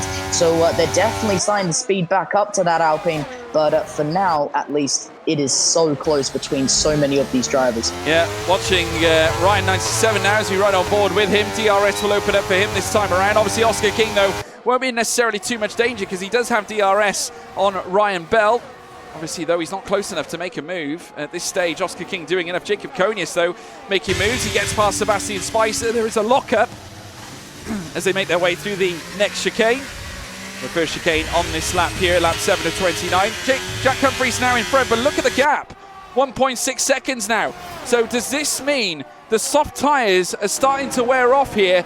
Of course, the best lap still ushered in by Jack Humphries at 1:25.239. But in the last sector alone, in sector 2, I can tell you that Ryan Bell was 4/10 faster than Jack Humphries through that sector. So now that delta being eaten away, and it's at 1.3 now. I think Humphries is starting to feel the pinch here. We could yet see him box this lap.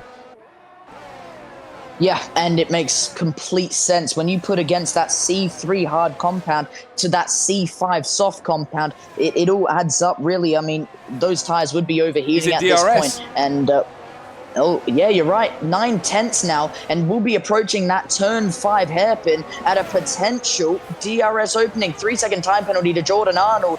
in the Williams down in P17, but the Red Bull of Ryan Bell, who's only 800 slower than his quickest first sector. You can see the rear light flashing away. Same for the Red Bull. They've all been pushing as hard as possible. DRS is active to Ryan Bell, and maybe this is the opportunity that the Red Bull needed to finally make a move on P1. Those tires would be overheating on those soft compounds, on those C5 compounds, and this is where we start to see the catch-up for all those hard runs. Yeah, I think the degradation is pretty clear now. Obviously, Ryan Bell with the DRS has managed to close up now. 8 tenths has become 7 tenths, and it starts... Well, it's starting to come down time and time again, and we saw how Ryan Bell dealt with Oscar King earlier on. This race has just opened up. Gregory Prisbill as well going around the outside here as he tries to defend against BPV8, who swiftly tries to move up a place, trying to hold on to 7th. Can he do it? Prisbill with the ideal line, the racing line, the target line, heading through towards the next right-hander and successfully defends it, coming through turn 12, in towards turn 13. Prisbill up to 7th, and now BPV8 down in 8th. Yeah, and so close between those guys. I mean, glad they're keeping it as clean as possible. Look, BPV8's into the pit lane, clearly done with those medium compounds. They're roughly 4 tenths lower than what those C5s would be. That's at perfect temperature. That's at perfect degradation. However, at that point, they'd be roughly 4 tenths slower than what those hard runners are. It says a lot about those on the soft tyres instantly now. Let's see what tyres he puts on. It will be the hards, as expected at this stage. So that is a very aggressive undercut here from BPV8. So we'll have to see how this works out. Obviously, he was battling with Gregory Prisbill. Remember, he was 8th place, BPV8. Now, I'd imagine you'll have plenty of drivers looking to respond. As now here comes Ryan Bell for the lead of the race. He snatches it away from Jack Humphreys for the first time here at Yas Marina. Lap 9 of 29. It's a Red Bull on top. Where have we heard that one before? But this time, Ryan Bell at the wheel. 8 laps accrued on those hard tyres and is now looking to run away with it ahead here. But look at this from Ryan 97 challenging Oscar King. Yeah, you can see the Ferrari and Williams currently going wheel to wheel. Oscar King just having that outside line, switching to the inside, stays to P3. Ryan 97 not close enough to keep it. But this is really starting to warm up, because now that Jack Humphreys is suffering from those tires, he's starting to lose position after position, at least one for now. This is where other drivers can have that opportunity to get past Jack Humphreys and see more moves being made. Yeah, well, still no one opting in the top 5 to come into the pit. So Jack Humphreys opting to stay out, as is Oscar King, both sharing the same ideology in terms of pitting. BPV8 starting to go to work on the Delta and is really closing at a rate of knots to Jordan Arnold. They're both sharing the same tyres, but obviously BPV8 on fresh hard tyres. 8 laps of difference between them. But obviously BPV8 is going to be feeling the pinch towards the end of the race, but I'm intrigued to see what it does to his Delta when, of course, everyone else up at the top end comes in to exchange their tyres. Let's see where BPV8 comes out, because it could be compelling. 4.3 now, soon becomes 4 seconds. Jack Humphreys hovering all over the back of Ryan Bell here in lap 10. Not able to make the move, but he might tee up a move heading down through towards turn 9. Bell still holds on to the lead. Of course, as we said, does carry a habit of picking up penalties. Was better, though, leaving the chicane that time, Ryan Bell, which might have helped him out here. Heading out of turn 7 and turn 8. Makes his way down towards turn 9 with a little buffer of gap there between he and the Alpine. So Bell able to hold on and retain the race lead. Of course, Humphreys, who once had near enough a 3-second advantage up at the top end. Ryan 97 getting very close to the back of Oscar King as well. The race is really starting to unfold, but I'd imagine we'll start to see it really come into play. The game of chess erupt as the cars come in for their pit stops. Now, will Jack Humphreys come in this time? No. Stays out. Interesting. He's going long. Now, is this the signs of a very aggressive soft-medium strategy here, JP? It could well and truly. I actually have some strategies up here. You could actually do a softer mediums box lap 12 to 13. Your optimal lap would be lap 12 if you were to do so.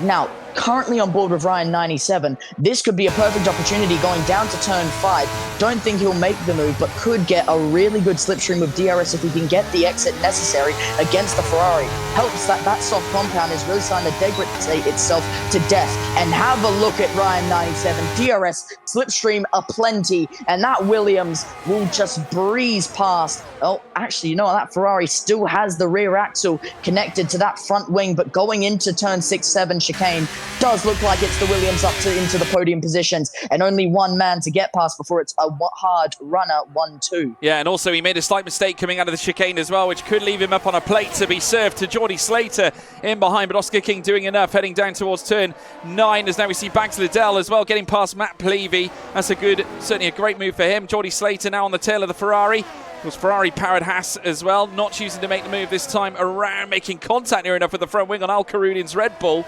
Luckily enough, none of them spinning, heading through the final sectors. Now we see the cars make their way in towards the final portions of this circuit. Do we see the cars come in? No, but one car is. It's Oscar King. He's pitting now, so there we have it. And makes contact with a barrier on entrance as well. Now, is there any wing damage? I'm trying to have a look. Maybe, but Ferrari isn't replacing a wing. Both end plates are still there. Looks like the wing is still intact, so it looks like Ferrari has come off clean, but too close for comfort, that's for sure. Yeah, very close for comfort. Too close for comfort is absolutely right. Oscar King, the only car to have boxed on that lap, and now sees himself drop below BPV8 as well. So there you have it, the strategy working for BPV8, sees himself now ahead of Oscar King. That could be a huge moment, and indeed the soft to medium strategy being utilised by Oscar King, and I have no doubt in my mind that Jack Humphries will be looking to box here as well. So there we have it, Ryan Bell still leads, but Jack Humphries perhaps playing a smart game here, JP, because he's staying within Delta, staying within DRS. It means he can retain P2 and protect himself from the drivers behind. Exactly, he's allowing himself to drag along with that DRS. Still consider that those hard compound runners will have a lot more grip, a lot more mechanical grip as well compared to Jack Humphries at this point. But if he can stay inside that DRS, like you said, then he'll see a big benefit. Even if he does lose a position, he'll still have DRS. He's got to come in there, though, surely. 100%. As I recall, like I said, soft, medium, compound strategy, you normally come in, but no, he isn't. He's staying out again. For some reason, that Alpine wants to keep pushing on. Yeah, but he's under risk of losing the DRS here this time. He's 9/10 of a second away from Ryan Bell. So the problem he's got, obviously we just witnessed Oscar King ushering in a change of tyres. Has already moved onto his medium tyre sets. Now we see GeForce Leo moving up to 12th because Bags Liddell has come into the pits. Humphries, though, doing enough to retain the DRS, at least for now. So that is stellar from Humphries. Now open up the rear wing and try and get himself as close as he can to Ryan Bell. Doesn't want to take away any chance of losing DRS this time around. Surely he has to box this lap. He can't be dancing with danger for too much longer. Needs to consider a tyre change ASAP, and I would argue that lap 13 is the optimal lap to do it right now. Yeah, on those on the C5 soft compounds with C3 hard compounds behind him, those boys would be overheating, and the carcass maximum you kind of want to be at on those C5s would be 100 degrees, so definitely overheating, and definitely needs to come in this lap. Otherwise, it's really just going to be a detriment to his race and to his strategy. Yeah. Well, he's done enough, and surely to hold position. I can tell you this as well, Oscar King managing to pull off a truly splendid overtake on BPV8, so has actually regained the place that BPV8 took away from him through the strategy phase. In comes Jack Humphries. He's coming in right now, so there we have it. The soft tyres will be exchanged for a set of mediums, and importantly, he will have 2 lap pressured tyres than Oscar King at the end of the race. So strap yourselves in, folks. We're going to be in for one hellacious ride. Medium tyre set applied to the Alpine. Humphries, the strategy is working. He had the DRS coming into the final lap. And look at this, Oscar King setting the fastest lap of the race so far. The mediums, vastly effective here at Yas Marina. Yeah, but mediums do like to drop off at a very sudden rate. They do last much longer than those soft compounds, and they do have a lot more competitiveness over a longer period. But then they have this weird effect. They drop off really rapidly, and Oscar King for now up to P11 and getting that perfect undercut after he made the move on BPV8. Obviously much better tires, at least pace-wise and tire deg-wise, than what BPV8 would have currently. Yeah. Now we'll take a look at this. Obviously Humphries at this stage 14th fastest, Oscar King and BPV8, obviously due to the fact that they boxed earlier, managing to pull off a great undercut on that of Jack Humphries. But Humphries could yet benefit later in the race. And obviously Oscar King will get backed up with traffic, though he does have 5 seconds of clean air, and BPV8 getting towed along for the ride as well will allow BPV8 to save his tyres. In comes Al Kharoud in as well on the hard, so that's an interesting call. That's a very aggressive call, in fact. Hard tyres, surely he's going to go for the mediums, which does show up on his pit window strategy. Jacob Coney is also in. ACW 132, Sebastian Spicer, all coming in to take those hard tyres off. Medium tyres will be placed onto the cars, and they'll be set in to go out back again. Now BPV8, in fact, if we take a look at this, now he moves up the field continuously. He's ahead of Al Kharoud in. He's ahead of Jack Humphreys. BPV8's strategy is working here, but he has got 6 laps on those tyres. Yeah, commentated BPV8 many times in the past, and OSRO in OCE as well. He is a fantastic driver and really skillful when it comes to strategy. So I'm not really surprised he still has DRS for Oscar King, so it's also a big helping hand when it comes to dragging himself across and keeping himself close to Oscar King. And at this rate, with the current gaps, he will take P2 after everyone has come to the pit lane. Now, also commenting on the hard to medium compound strategy, if I have a look at my current strategy, normally people would do that between lap 13 and 19. Your optimal lap would be lap 16, so around that roughly where we're seeing them box lap 15. Yeah, Jack Humphreys got ahead of Roscoe as well. 1 lap old medium tyres under his belt, 2 laps fresher than Oscar King. He's starting to rein in the delta now, 2.4 seconds between he and BPV8. But of course, BP benefiting off the back of the DRS that he's getting off Oscar King. In comes Ryan Bell, of course, race leader coming into the pits. And the hard tyres coming off, mediums coming on straight away. Now, where is Oscar King? Where is he coming out? Of course, he boxed earlier than... of course, he was on different strategy, a more aggressive strategy at the very start. Oscar King now making his way through turn 1. Where is Ryan Bell? Currently figures in behind. He's not even through the tunnel yet. Jack Humphreys has gone clear of him. How much time has Ryan Bell lost in that phase? Now, is that going to be a problem? Al Kharoud has even jumped him at this stage. So that goes to show the undercut so powerful here at Yas Marina. Yep, and BPV8 has also got 7-lap-old hard compounds. So those hard compounds can last. They are only C3 compounds. They do last less than what a C1 hard compound would do, for example. So he'll probably need to come into the pit lane one more time or really go out long on those hard compounds. But Ryan Bell has it all to play for and a lot to crawl through to potentially see himself fight back with people like Oscar King and BPV8. Speaking of Oscar King, he's up to P4, making a move on Blake Stevenson going into turn 9. Yeah, he's put a car in between he and BPV8. BPV8 essentially running net P2 right now. What a gain from the start of this race. I can tell you that he started 9th on the grid and is immediately, obviously in a net term, has actually gained 7 places in the start just based on strategy alone. Ryan 97 now coming into the pits as well, as does Gregory Prisbill.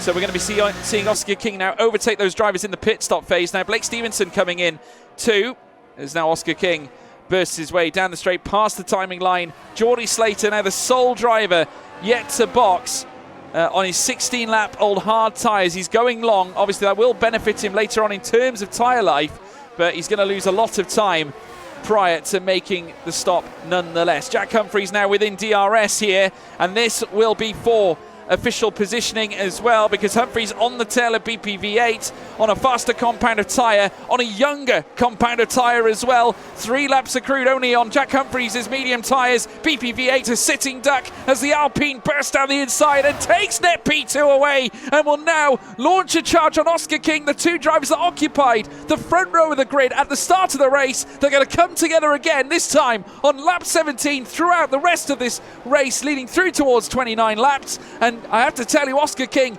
how much of a difference will those 2 additional laps of wear make to his performance? It's going to be detrimental.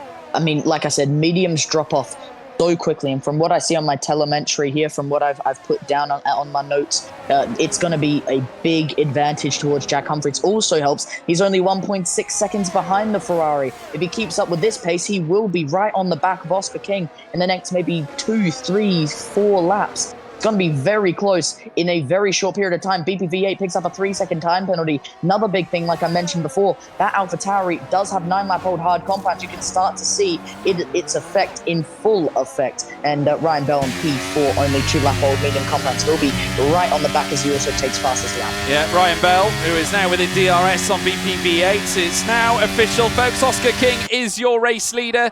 And now, no longer in a net sense, he is now officially your race leader here at Yas Marina.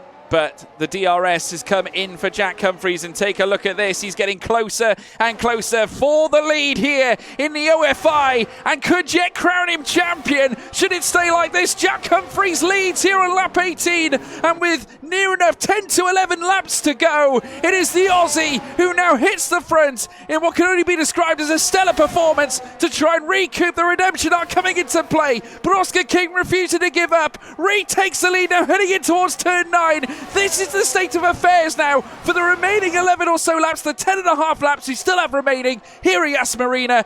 Now they're going to go at it here to decide who is going to be the race winner and the champion here in the OFI. Well, right now, if we look at the current championship, we look at their positions. Jack Humphreys is champion with Ryan Bell right behind. It is still anyone's game, to be honest, but yeah, this is really starting to fire up on lap 18 of 29. 3/10 separators. Oscar King does re-overtake Jack Humphreys, but that will only go back down as we start to make our way up to turn 2, up in elevation before going back down, going through turn 3 and turn 5. That's going to be an interesting one. Whoever gets the better exit will absolutely see who will be ahead going into turn 6, turn 7 chicane. And what an exit for Jack Humphreys. He's going to get the DRS. He's going to get the slipstream. He's going to get the aerodynamics necessary. Nothing that Oscar King can offer, but Jack Humphreys can offer it all. Rolls the dice, sends it down the inside, and up to P1 goes Jack Humphreys in the Alpine. Yep, splendid move indeed. Almost requisite of what we saw only a lap previous. Now, can Oscar King once again answer back with the DRS heading through towards turn 9? A flashing rear light on Jack Humphreys' car suggests that he is saving energy. This time, though, King does not opt to make the move this time. Humphreys consolidates P1 here on lap 19 of 29, and now the run continues, but look in the distance. Ryan Bell on younger tyres than Humphreys. He's 2 laps fresher and now 1.2 seconds away from potentially making an overtake on Oscar King as well. Al Karudin also coming into the race. The 2 Red Bulls together once again. Al Karudin, the race winner from Spa. We've got Jack Humphreys, the race winner from Austria, coming into contention for a championship fight. 4 of the contenders now in the top 4, and they're going to be unleashing certainly everything here in the closing stages of the race here at Yas Marina. If a Red Bull 3-2 does happen, because Oscar King is starting to lose out some time to Ryan Bell, that would be fantastic for Christian Horner, for the Red Bull team, for Ryan Bell and Al Karudin, who have done so well, so far this race, and for the entire season really. Al Karudin does lead the championship. He is our current champion, but right now that's looking in a different direction. Oscar King does have DRS, but Ryan Bell's still starting to really cut down and pretty much just chop away at that time to bring himself closer and closer and closer to Oscar King. Yeah, Geordie Slater also making moves as well. He was the last driver to box and has actually just blasted past Jacob Konius for that 7th place as well. Stellar showing, as you can see from the live chat as well, folks. Our current standings, should it remain like this, we've got Jack Humphreys on 65 points, Ryan Bell on 59, and Big Al, of course, Al Karudin on 58 points. So should it stay like this, Humphreys will be champion. Ryan Bell now all over the tail of Oscar King as well. Wheel to wheel they remain. Obviously Ryan Bell knows that he needs to try and get past now Oscar King as they run wheel to wheel heading under the bridge. He has made the overtake in Sector 3. You never see it done there. You never see it. And now it's between the 2 greats in the OFI. It's Bell v Humphreys. Strap yourselves in. We're going to be in for one hellacious ride. As one Ayrton Senna once said, if you see a gap, you go for it, and that's exactly what Ryan Bell did. The Red Bull is up to P2, and only 1.4 seconds behind is his teammate Al Karudin. So will Oscar King completely lose the podium from starting on pole to just not having the strategy necessary? I said this at the very start, going into this race, strategy is a necessity. It is imperative. You nail everything down to the last corner, and have a look at this. Ryan Bell down down the inside. He's going to have the inside line will to will for Jack Humphreys. But going into the turn 6-7 chicane, it is Ryan Bell up to P1. But will it be done there?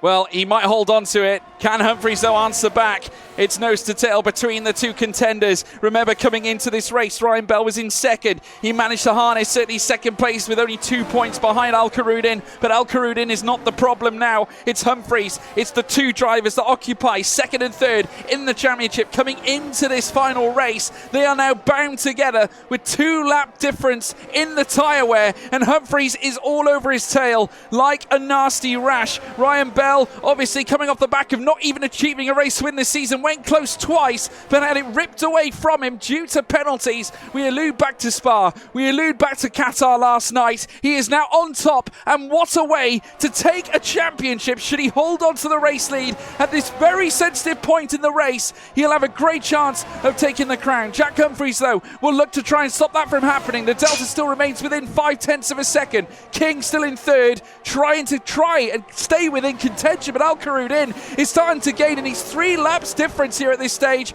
and trying to close, but Karudin will obviously be looking to try and achieve P3. He is also in this championship fight. If he can try and rein himself closer, we could yet see another twist in the tail. Jack Humphreys now down this next straight in towards the next chicane. Ryan Bell doing enough to hold on to the race lead, at least for now, but this is going to be paramount right through to the checkered flag.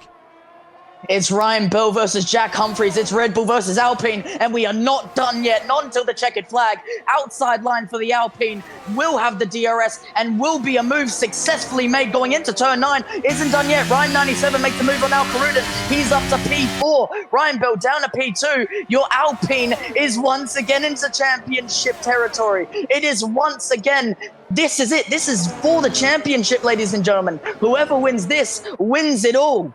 Yeah, whoever does win it takes the bucket load. They take, well, I tell you what, it's all cards or no cards. Jack Humphreys on top. If it stays like this, he's champion. If Ryan Bell takes the lead, he's champion. It's all down to this. At this point now, as they make their way through turn 1, it's Humphreys that leads. But this lead can very easily be exchanged. Ryan Bell right on his tail as they make their way down through towards turn 5. Oscar King in third place, watching it all unfold, doing well to remain even within DRS, despite his tyres being only 11 laps old. Ryan 97 down in fourth as well. 6 laps accrued on his medium compound tyres. Al Karudin now 1.2 behind him as well, as Ryan Bell has a little look down the inside. He opens up the DRS. He wants a straight battle with Jack Humphreys this time around. Will not make the move into the chicane this time just yet. Oscar King doing his best to hold on to third and achieve yet another podium in his campaign, as Jacob Conius takes 8th place away from ACW, as now we see them whip round turn 8. Ryan Bell once again asking the big questions. A squeeze from Humphreys as then they run wheel to wheel. Bell though immediately fires back and takes the lead of the race here on lap 23. Once again they reign together as they look to try and hammer home to decide who will be the champion. GOAT status will be confirmed at the end of this race. It is all about no mercy. You show how quick you can be by winning this. It is Ryan Bell versus Jack Humphreys. We've already been through this, but it just continues to be lap after lap after lap of overtake after overtake. These boys will not give up without one final fight to that checkered flag, and they are pushing like crazy. Oscar King is also now only 2.5 tenths from losing P3, and Ryan 97 in that Williams retaking, or actually taking away, a podium position for that Ferrari and being on that podium. Yeah, you can see the flashing lights on the back of Oscar King's car. He is a sitting duck right now. Ryan 97 all over the back of him. Jack Humphreys as well, up close and personal behind Ryan Bell. Now, I can imagine Ryan 97 making the move here. He has had a stellar run since his pit stop phase, and obviously qualified 5th place as well. Now sees himself into 4th, so he's already managed to levy himself higher. Remember, Oscar King was on pole, has now lost 2 places up at the sharp end. Ryan Bell actually qualified P3, now sees himself on top. Humphreys, though, looking to try and take away that P1 once again. Up to the inside line, heading in towards turn 9 as well. That will give him the Tiger line. Oscar King now also looking to potentially ask questions. He went late on the brakes, did ask the question of Ryan Bell, made him think as Jacob Conius and ACW come together, but Humphreys now back in front. They're swapping continuously, lap after lap. They continue to battle. 4 cars in the scrap, 3 of them are in championship contention.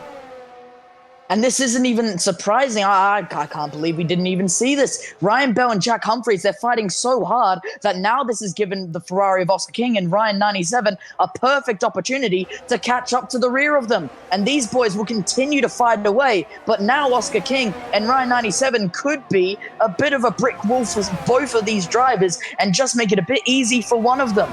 Still, down from turn 3, we're going to move down an elevation towards the infamous turn 5 when Verstappen made that move to become champion. Outside line for Ryan Bell. He's going to be looking for better exit, for better throttle input. He's going to get the DRS now. He's going to get a slipstream. Is he going to make the move? It does look like it's going to get close, but maybe not close enough because Jack Humphreys still has that outside line covered and the Red Bull isn't close enough. Oscar King once again right on the rear of the Red Bull of Ryan Bell. Nothing is opening up at the moment, but Oscar King could see a potential move. Now, once again, Ryan Bell and the Red Bull going. It's going to be wheel to wheel, and it is gone. It is sold to the Red Bull to go back up into P1, and Ryan Bell and Jack Humphreys will fight to the very end to be the King of Oceania. Yeah, absolutely right. That was a measured approach as well from Ryan Bell. He shut the DRS heading down into the chicane, but immediately opened it up, heading through turn 8 to make the move. Heading in towards turn 9, it was a very well-addressed overtake from Ryan Bell. He picked his spot. He knew exactly what he wanted to do. Ryan 97 now is also going to be a factor because, of course, he is right on the tail of Oscar King and has got the freshest tyres of anybody in the top 4 as he makes his way down through towards turn 1. There we see them now, nose to tail. The gap's thinner than a fly's eyelash. It's Ryan Bell who leads the way in second. Jack Humphreys now within half a second, though, of him and will benefit off the back of DRS, but I'm sure he'll be looking to perhaps make that overzealous overtake, that I'm sure will recoup that P1 spot away from Bell should he manage to escalate something heading in towards turn 9.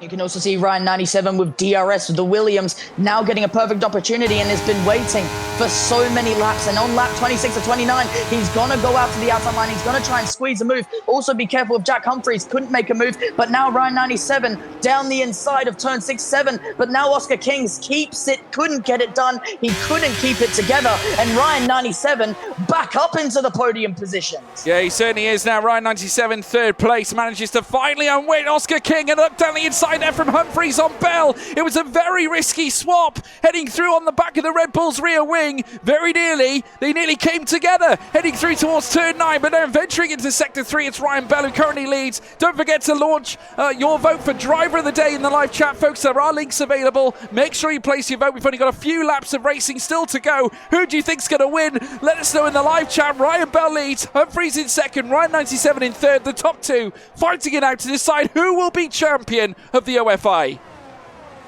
And Jack Humphreys just starting to measure it up because he knows he can't make a move yet. He needs DRS down to turn 5 and that turn 6, that big straight that allows for that perfect opportunity for an overtake. Also has to be careful out of the turn 8 exit where you get DRS once again. This will continue to go back and forth until we are crowned the champion. But until that point, they will continue to fight. Wow. Look at the difference in tyre performance. Jack Humphreys, 10% more near enough on every compound, every tyre, on every part of the car.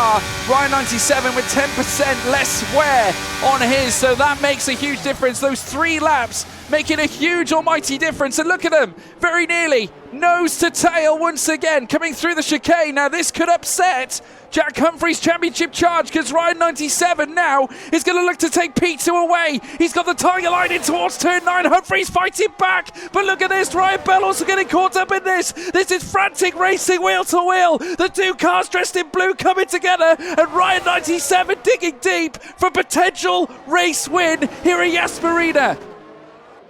And Ryan 97 nearly making a move at turn 9. He nearly got it done. He nearly made it on Jack Humphreys. Still so close margins for Ryan Bell, for Jack Humphreys, for Ryan 97. Even Oscar King is still somewhere in that gap. That penalty will pretty much take him out of contention of a podium. But have a look at this. Fantastic racing from pretty much the start of the race to now on lap 20 out of 29, and it will be fantastic racing to the very end. But now we will see it collide. We will see it all unfold here on the penultimate lap of racing here in Abu Dhabi for event 4, for the final event to decide a champion. And Jack Humphreys does have the DRS. He will have the slipstream. He will have the necessities needed to potentially make a move, or maybe actually switched off DRS and switched it back on. He wants to be close enough to that Red Bull, potentially not make a move. However, he's thinking about the DRS zone after turn 8. He knows if he makes a move then that Red Bull could come back at him. But now the Alpine's thinking smart. He's thinking with his head, and now just needs to put it all together. They'll be approaching turn 9 a hairpin, but nothing comes to fruition for the Alpine, and Jack Humphries stays in P2. Well, I bet you're sitting on the edge of your seats at home, folks, because we certainly are. Penultimate lap of the race will soon become the final lap, and we've got 3 cars that are very much in the scrap. Not forgetting as well Oscar King, who could yet triumph over all of this lot should something go wrong, and they came very close again, heading in towards turn 9. The cards are stacked, and certainly the major players have been put forward. 4 cars in the mix. Geordie Slater as well coming into DRS and trying to rein himself within perhaps a potential charge for a big podium result, but that's going to be a mighty ask for someone like him in the Haas right now, as Ryan Bell takes us through the first sector yet again. Jack Humphries not far behind either. Ryan 97 also there in the midst. P3 on the table for him and the Williams team, as well as Oscar King in behind as well. Look at this complexion that we have in front of us here. The battles that we have had right through 4 races in this championship tussle. Humphries now looking to do the business straight away as they make their way towards now the next section, the next chicane 3 wide, as they're Ryan 97 2 for the price of 1. They come together, and now with the nose in front, he takes the lead of the race. And Ryan Bell is also going to have the DRS on the Alpine of Jack Humphries. Don't forget that Jack Humphries also has DRS. It is not done. It's going to become 3 wide once again. Now Ryan 97 back down to P3. Ryan Bell on the outside line. Is he going to be the man that is crowd champion? He doesn't get the exit necessary out of turn 9. Now Jack Humphries has the lead. Red Bull will be looking for any opportunity necessary. The Alpine still has P1, has defended with absolute precision, and Jack Humphries out of the exit of turn 14 will take this. He will. They're coming through the final corner, and it was a perfect last lap overtake from Jack Humphries, who crosses the line and takes victory at Yas Marina. He is your OFI champion of the world. Ryan Bell in second, Ryan 97 in third place, and a gargantuan fight between 2 great drivers throughout the course of 4 races in this championship. Humphries replied after the dissension from Qatar, where of course the win was ripped from his fingers. Ryan Bell losing the win twice in succession after severe penalties hampered his performance, heading through from rounds 1 to rounds 3. He came back, was in contention for his first race win and also to take the crown, but Jack Humphries stood in his way and said absolutely not. Humphries is the greatest Oceania driver of all time. He stands tall as his country's favourite, his country's greatest, his country's best. Humphries supreme here at Abu Dhabi. And what a way to do it on the final lap with what was some fantastic overtaking with Ryan 97 and even Oscar King really starting to get up to the rear with some of those drivers. But what a way to do it. And he definitely deserves it. You know, he had some hardships throughout Spa. He came back in Austria, once again had some more hardships throughout Qatar. But then in the final race, when it all mattered, when he needed to put everything together, he stacked it up like a sandwich, he took a bite, and now he can celebrate as champion of the Oceanic region. Yeah, it's one thing to be a champion in league racing, it's one thing to be a champion regardless, but to be a champion in your own region, to be declared the best, certainly from your own hometown, your home country, your home crowd, and he'll stand tall today. Jack Humphries dressed in the blue of Alpine, with a victory that I'm sure he'll treasure for a long, long time. Credit to Ryan Bell, who gave it everything. The 2 Ryans duked it out for the final podium places. It would be Ryan 97 as well, with a special performance to retain that P3. But I tell you what, to dig deep, he had certainly he was in a position where his tyres were the worst of anybody's, and Humphries doing enough on those excessively worn tyres to bring them home like he did was heroic. Unfortunately for Oscar King, despite the pole, wasn't able to bring home yet another podium performance. But P7, he's in the top 10 and earns yet more points. But Ryan Bell came home in second. Ryan 97 in third. Geordie Slater, a great drive as well, staying in fourth place after qualifying there. Seventh place, Gregory Prisball started. He's now P5. We then, of course, have the Red Bull of Al Karudin, who finishes sixth place. Came in the championship leader. He is not the champion this time at all. But nevertheless, a splendid performance from all those involved. Let's take you through as well the bottom end of things. Unfortunately, we did lose a few drivers. We lost Reese Fisher as well as some of the others. But hey, listen, what a fight. What a championship. Incredible. Guys, you did not disappoint in the live chat. OFI did not disappoint. The racing we saw there, how often do you see a championship fight go down to the very last lap, in the very last sector, in the very last few corners? It just never happens, folks. It does not happen, but here it does. A stellar showing. JP, how do you summarize?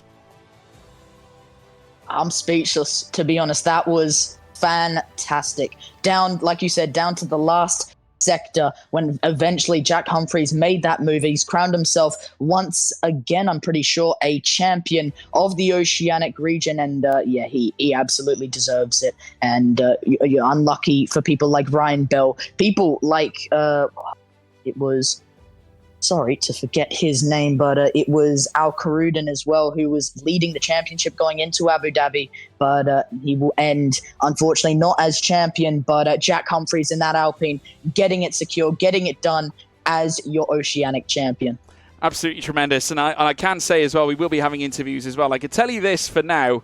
Obviously, we have the benefit of obviously our race winner being our champions. That's a good thing. It means we're going to be bringing you 3 driver interviews, guys. We're going to be going through the entirety of the top 3 and talking to them and getting their feedback and response. And literally, I know Ryan Bell would have probably preferred to have been crowned champion. I know he would have preferred to be a race winner. But I think he can take solace that I think he was part of probably one of the greatest performances, one of the greatest drives we have ever seen. Now, I do believe we have Ryan 97 joining us in the commentary box. Ryan, what a performance from yourself as well. You had to dig deep in those final laps. You went from 5th on the grid to 3rd. That's not a bad result, right? No, I'm over the moon. I can't quite believe I got a podium, really. I think could have done a couple of things a bit better, but I can't complain with a podium. These guys are next level, so yeah. Yeah, I mean, listen, I mean, you've got to take a lot of solace from that. I mean, qualifying was pretty good on your part. I mean, you made it through to Q3. On top of that, you were in the top 5. And now, I would argue, you're part of one of the greatest league racing moments on the F1 23 game in terms of a last final dying lap fight for the title. I know you're not part of that title fight, but nonetheless, you were in the mix. Nevertheless, for a race win against those in that title fight, you've got to take a lot of pleasure out of that. Oh yeah, of course. I was not quite expecting to have the race pace I did, although DRS is quite powerful. But yeah, I've had my time again. I probably would have saved my battery for that second DRS straight, but it's all right. I'll take a P3. Yeah, well, as far as I understand, I think you're actually leading the drive of the day vote. I'm not sure whether it's confirmed yet or anything, but we will, of course, hear from it. But I mean, look, I mean, you've been part of the Oceania series, nonetheless. You've competed. I mean, just talk us through.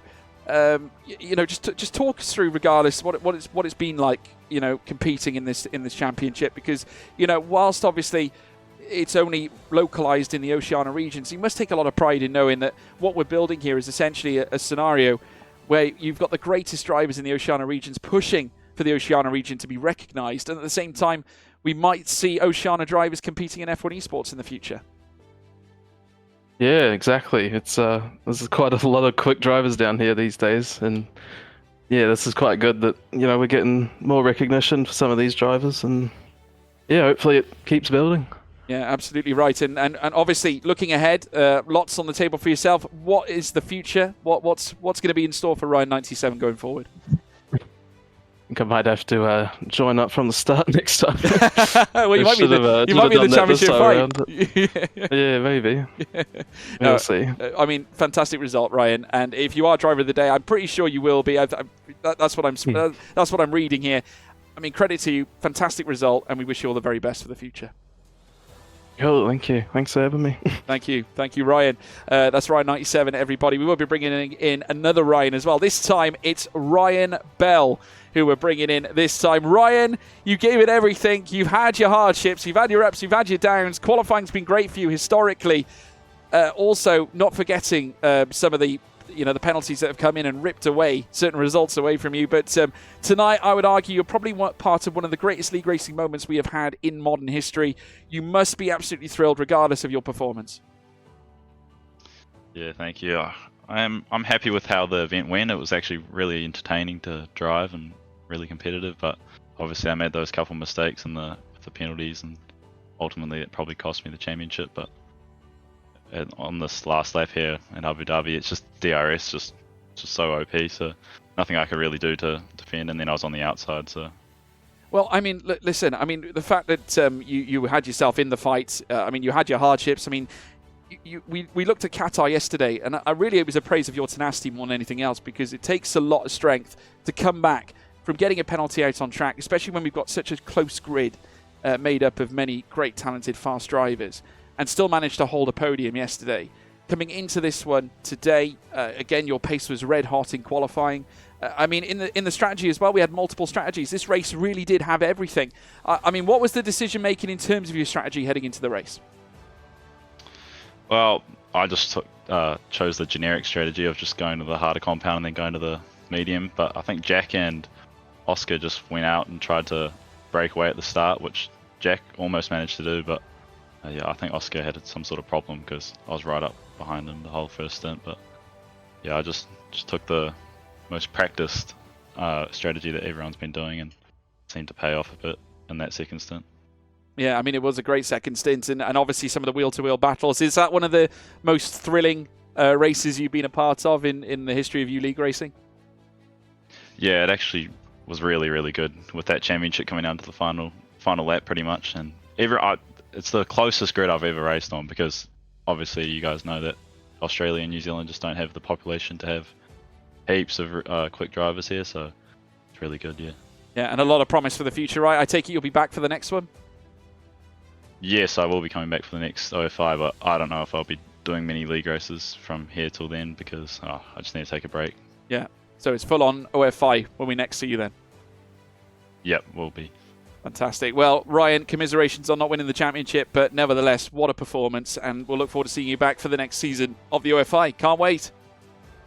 Thank you very much, guys. Thank you. That's Ryan Bell, everybody. Last but not least, and I'm sure he's thrilled, and of course, I know this young man. He is a tenacious character, a brilliant driver, and an artist out on track, and he just pulled off one of the most outrageous performances. I mean, talk about a clutch lap performance, Jack Humphreys. Congratulations, you are the OFI champion. Thank God. Sorry. I'm buggered.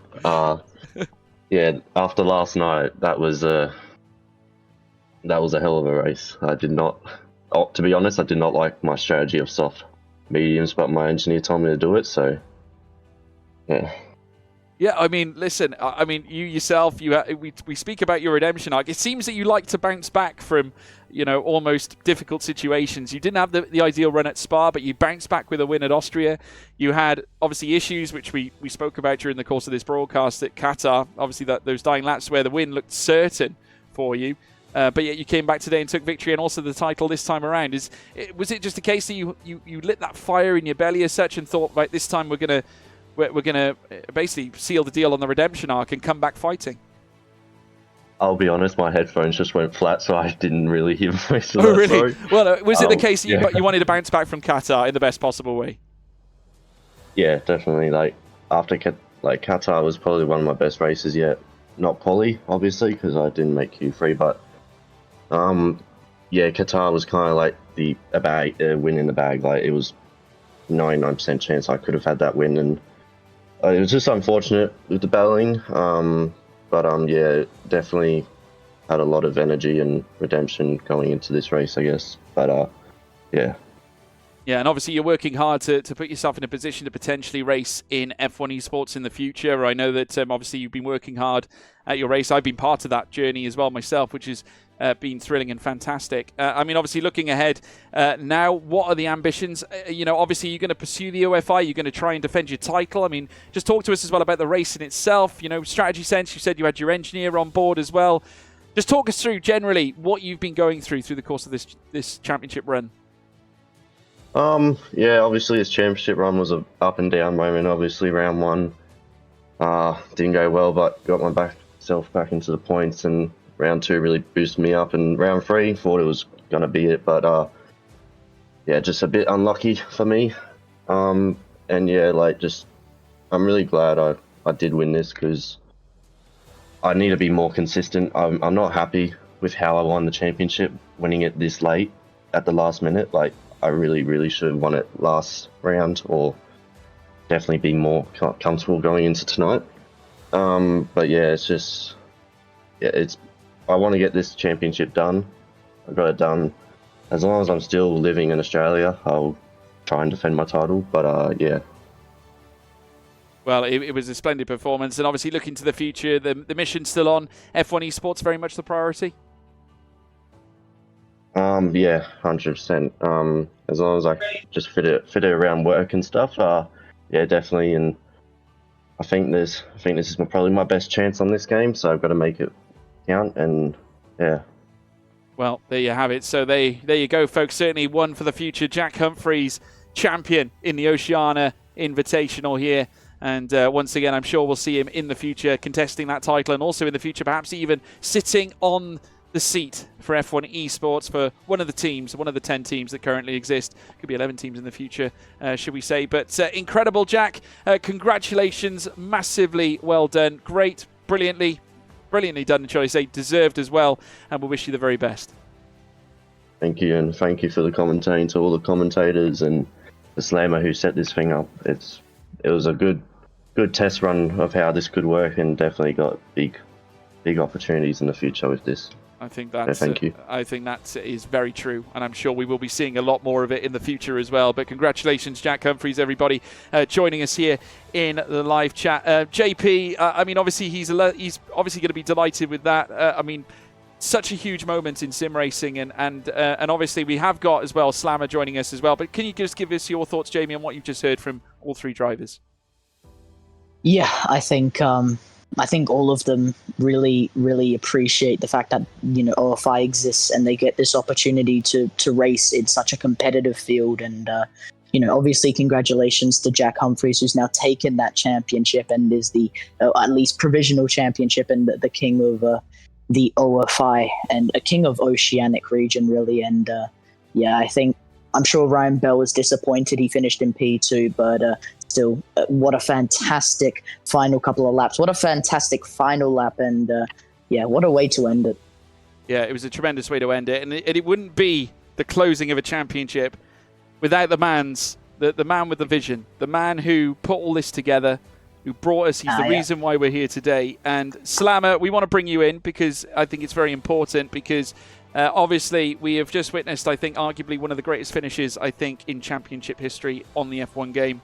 To have 2 greats fighting it out to be crowned champion for something that you've put together, you've got to be proud after that today. G'day, George. JP, proud is not the word, mate. I'm actually emotional tonight because what I saw and the engagement from the community was just filled me with pride tonight, mate. That's my overarching emotion right now. The race itself, awesome. The series itself, awesome. Couldn't have scripted a better ending. But getting the community together, and a lot of people know what I'm talking about. I'm not going to mention it, but in some pretty tough times that we've had amongst the Australian New Zealand community, so good for them all to come together tonight. Just proud. Yeah, I mean, look, it's so unique. You should be proud because it's so unique, and very much for European league owners and drivers, things of that nature. It's not hard to obviously put together something like this, because obviously the Oceania regions, whilst F1 is obviously known in the nation, it's league racing in itself in this region isn't really recognised. But, you know, I think what we've seen tonight is a community that is proud, that has come together. Leagues from across the nation have come here to support the Oceania F1 region and the Invitational, and have put their best drivers forward and their best talents forward. And I think from what we've seen tonight, it's got a bright future without any shadow of a doubt. Oh yes, absolutely. You know, I've said to a lot of the guys that have helped out in the background, you know, that this is only the beginning. And George, we've spoken about it as well in the past. And you know, I've got some pretty high aspirations. And if I go back 12 months and think about where it started, we had a tribal league v league race where, you know, we got 10 of the leagues together and, you know, nominated a couple of drivers, and that was great at the time. But you know, looking at from there to now, you know, it's getting bigger, it's getting better, it's getting stronger, and you know, those that know me, I'm a pretty stubborn prick, and I'll do anything I can to try and get the names of not just the drivers, and I mentioned this last time, it's not just the drivers themselves. The drivers put on the show for us, that's right, but you know, people like yourself, of course, the 4 commentators that helped you out through this series. They were fantastic, by the way, including JP as well, obviously. Who's been with me Fury. Thank you. Thank you. JP, the 5 of you have been absolutely immense, and you know, it's. I'm hoping it's putting our region on the map. We've got some real issues in regards to technology and time difference, things that, you know, we can't change, but we're going to do everything we bloody can to try and get, you know, the Jacks and the Ryans and the BPs and anyone else that's you know, that loves to have a drive, get them out in the forefront. And then the people like JP, Fury, Karma and Jado, who have got some aspirations of being commentators, and maybe one day, heaven forbid, joining you know, alongside yourself at F1 Esports or F1 Sim Racing as it's called now, or at PSGL, you know, Tier 1, whatever it might be, just to get the guys out there. You know, and even, you know, I can go through to the stewards. We've got independent stewards. You know, we've got Assassin, who's over in the UK, and I know he's listening in. Briggsy, Grovey, and of course El Jacko, who is part of in the Australian leagues here, part of OSRL, and I think some other leagues too, has been helping out. Yeah, it takes all of them. It takes all of us, and that's. Yeah, that's to me is bringing the community together. You put the league stuff aside on nights like tonight, and yes, we're still tribal and we support our favourite drivers and our favourite commentators. But at the end of the day, we're all doing this for the same reason. You know, we love the bloody game. It's our passion. It's certainly mine. Yeah. Can I say something? Of course. Oh, go, Jack. I know He's still here, everybody. He's still here. I know I won the championship, but I feel like Slam is a true champion because of what he's done and to help our region possibly get noticed by people. So thank you so much, Slammer man. Not a problem, mate. And I'm not joking when I say I'm probably sweating more than what you are right now. So that's saying something. Yes, so it's been awesome, and then the support that we've had as well, George. Of course, Next Level Racing getting on board, and I know they're supporters of yourself as well, and they've supported our journey too, especially through OFI4. Mr. Carulli, I'm going to call him Giacomo, who's out there from Macron. He's helping out too, and yeah, it's just bigger and better. Just trying to grow this, trying to get us as a region a bigger presence on the map, and just something that I hope to God we can all do together, not against each other. That's the name of the game. Absolutely. That is absolutely the name of the game. And I think that is a true measure of a community as well. And I think from what we've seen tonight, and this goes out to everybody there in the live chat as well, you guys have been absolutely heroic. We really appreciate everything that you guys have brought tonight. It really does mean the world for you all tuning in. Obviously, we will be having the prize draw, because you very aptly mentioned Next Level Racing as well, yes. Slammer. Of course, it's a big night tonight because we are announcing the winner of the prize giving. We most certainly are, and so for those, well, I think everyone knows what it's all about. We've got an FGT cockpit that's proudly donated by our supporters at Next Level Racing. MooBot is obviously, as you probably would have seen, is the bot of choice. So everyone could add an entry by typing in hashtag or exclamation, I can't remember still. Next Level Racing. Hashtag thank you. Well, yeah, it was hashtag Next Level Racing. as you mentioned yesterday, and it is again the case today, Oscar King, who's got some internet issues at home, he's sitting here next to me, and he's covering his eyes. But anyway, he's here next to me, so he's actually seen me do the draw just literally no more than 2 minutes ago. So basically, what I'm going to do, guys, I'm going to click a little button which announces it. I am shocked at who this is, and the person and the people when they see this name will freak out. Let's just say that. But this person has literally got 2 minutes to type in. It's one or the other. It's either hashtag or exclamation claim. I'm pretty sure the bot's going to say it, but I am going to click the little button now, and the bot is going to announce it. Just give me 1 sec. Announce as drawn entrant. There you go. Oh, no way. I told ya. I told ya. Hold on, let me call him. So he better claim this prize because, George, I will give you a little bit of a backstory. He better bloody claim this prize. Is it Crush? No, it is Jacob Canias, actually. All right, so that's his name on the chat, is it? So I'm just watching now. No, it's Jacob Canias in the chat. Right. Oh, there he is. He's trying, but his message has been deleted by the moderator. I will. Is it hashtag? Is it hashtag? Wait, is it hashtag? Sorry, I forgot to press the thumbs up. There you go. Now it's he can type it again. He's in the chat, so look, he's going to take it anyway. Yeah, I can see. Is it hashtag? Is it hashtag claim or is it exclamation mark claim? The bot should tell us. Do them both, Jacob. Hashtag and exclamation. One of them will bloody work. Anyway, it's Jacob Canias. He's done it. Congratulations, Jacob. There it is. Claimed. There you go. Well done, mate. There you go. That was nearly as thrilling as the final lap of the race. Almost. Just to give the little bit of a backstory on this, Jacob nearly didn't race tonight, and he was literally 10 minutes before the race. He was saying, "Slamer, mate, I might not be able to race this rig. I'm going to throw it. It's giving me the shits." Blah, blah, blah, blah. His monitor wouldn't stay still. He warned the drivers in the pre-race briefing as well that he might need to pause going through, I think, turn 9, if I'm not mistaken, because his monitor was going to fall off. So I'm wrapped. I am absolutely delighted. But you won't have that problem anymore. Anyway, put it that way. Yeah. So that's incredible. I don't know. That's just topped it off for me personally. I know I had no influence on it. It was just a bot. And like I said, Oscar was here with me watching it. But wow, that's all I'll say. Just wow. Apparently he's shaking. He's delighted. So hey, I am.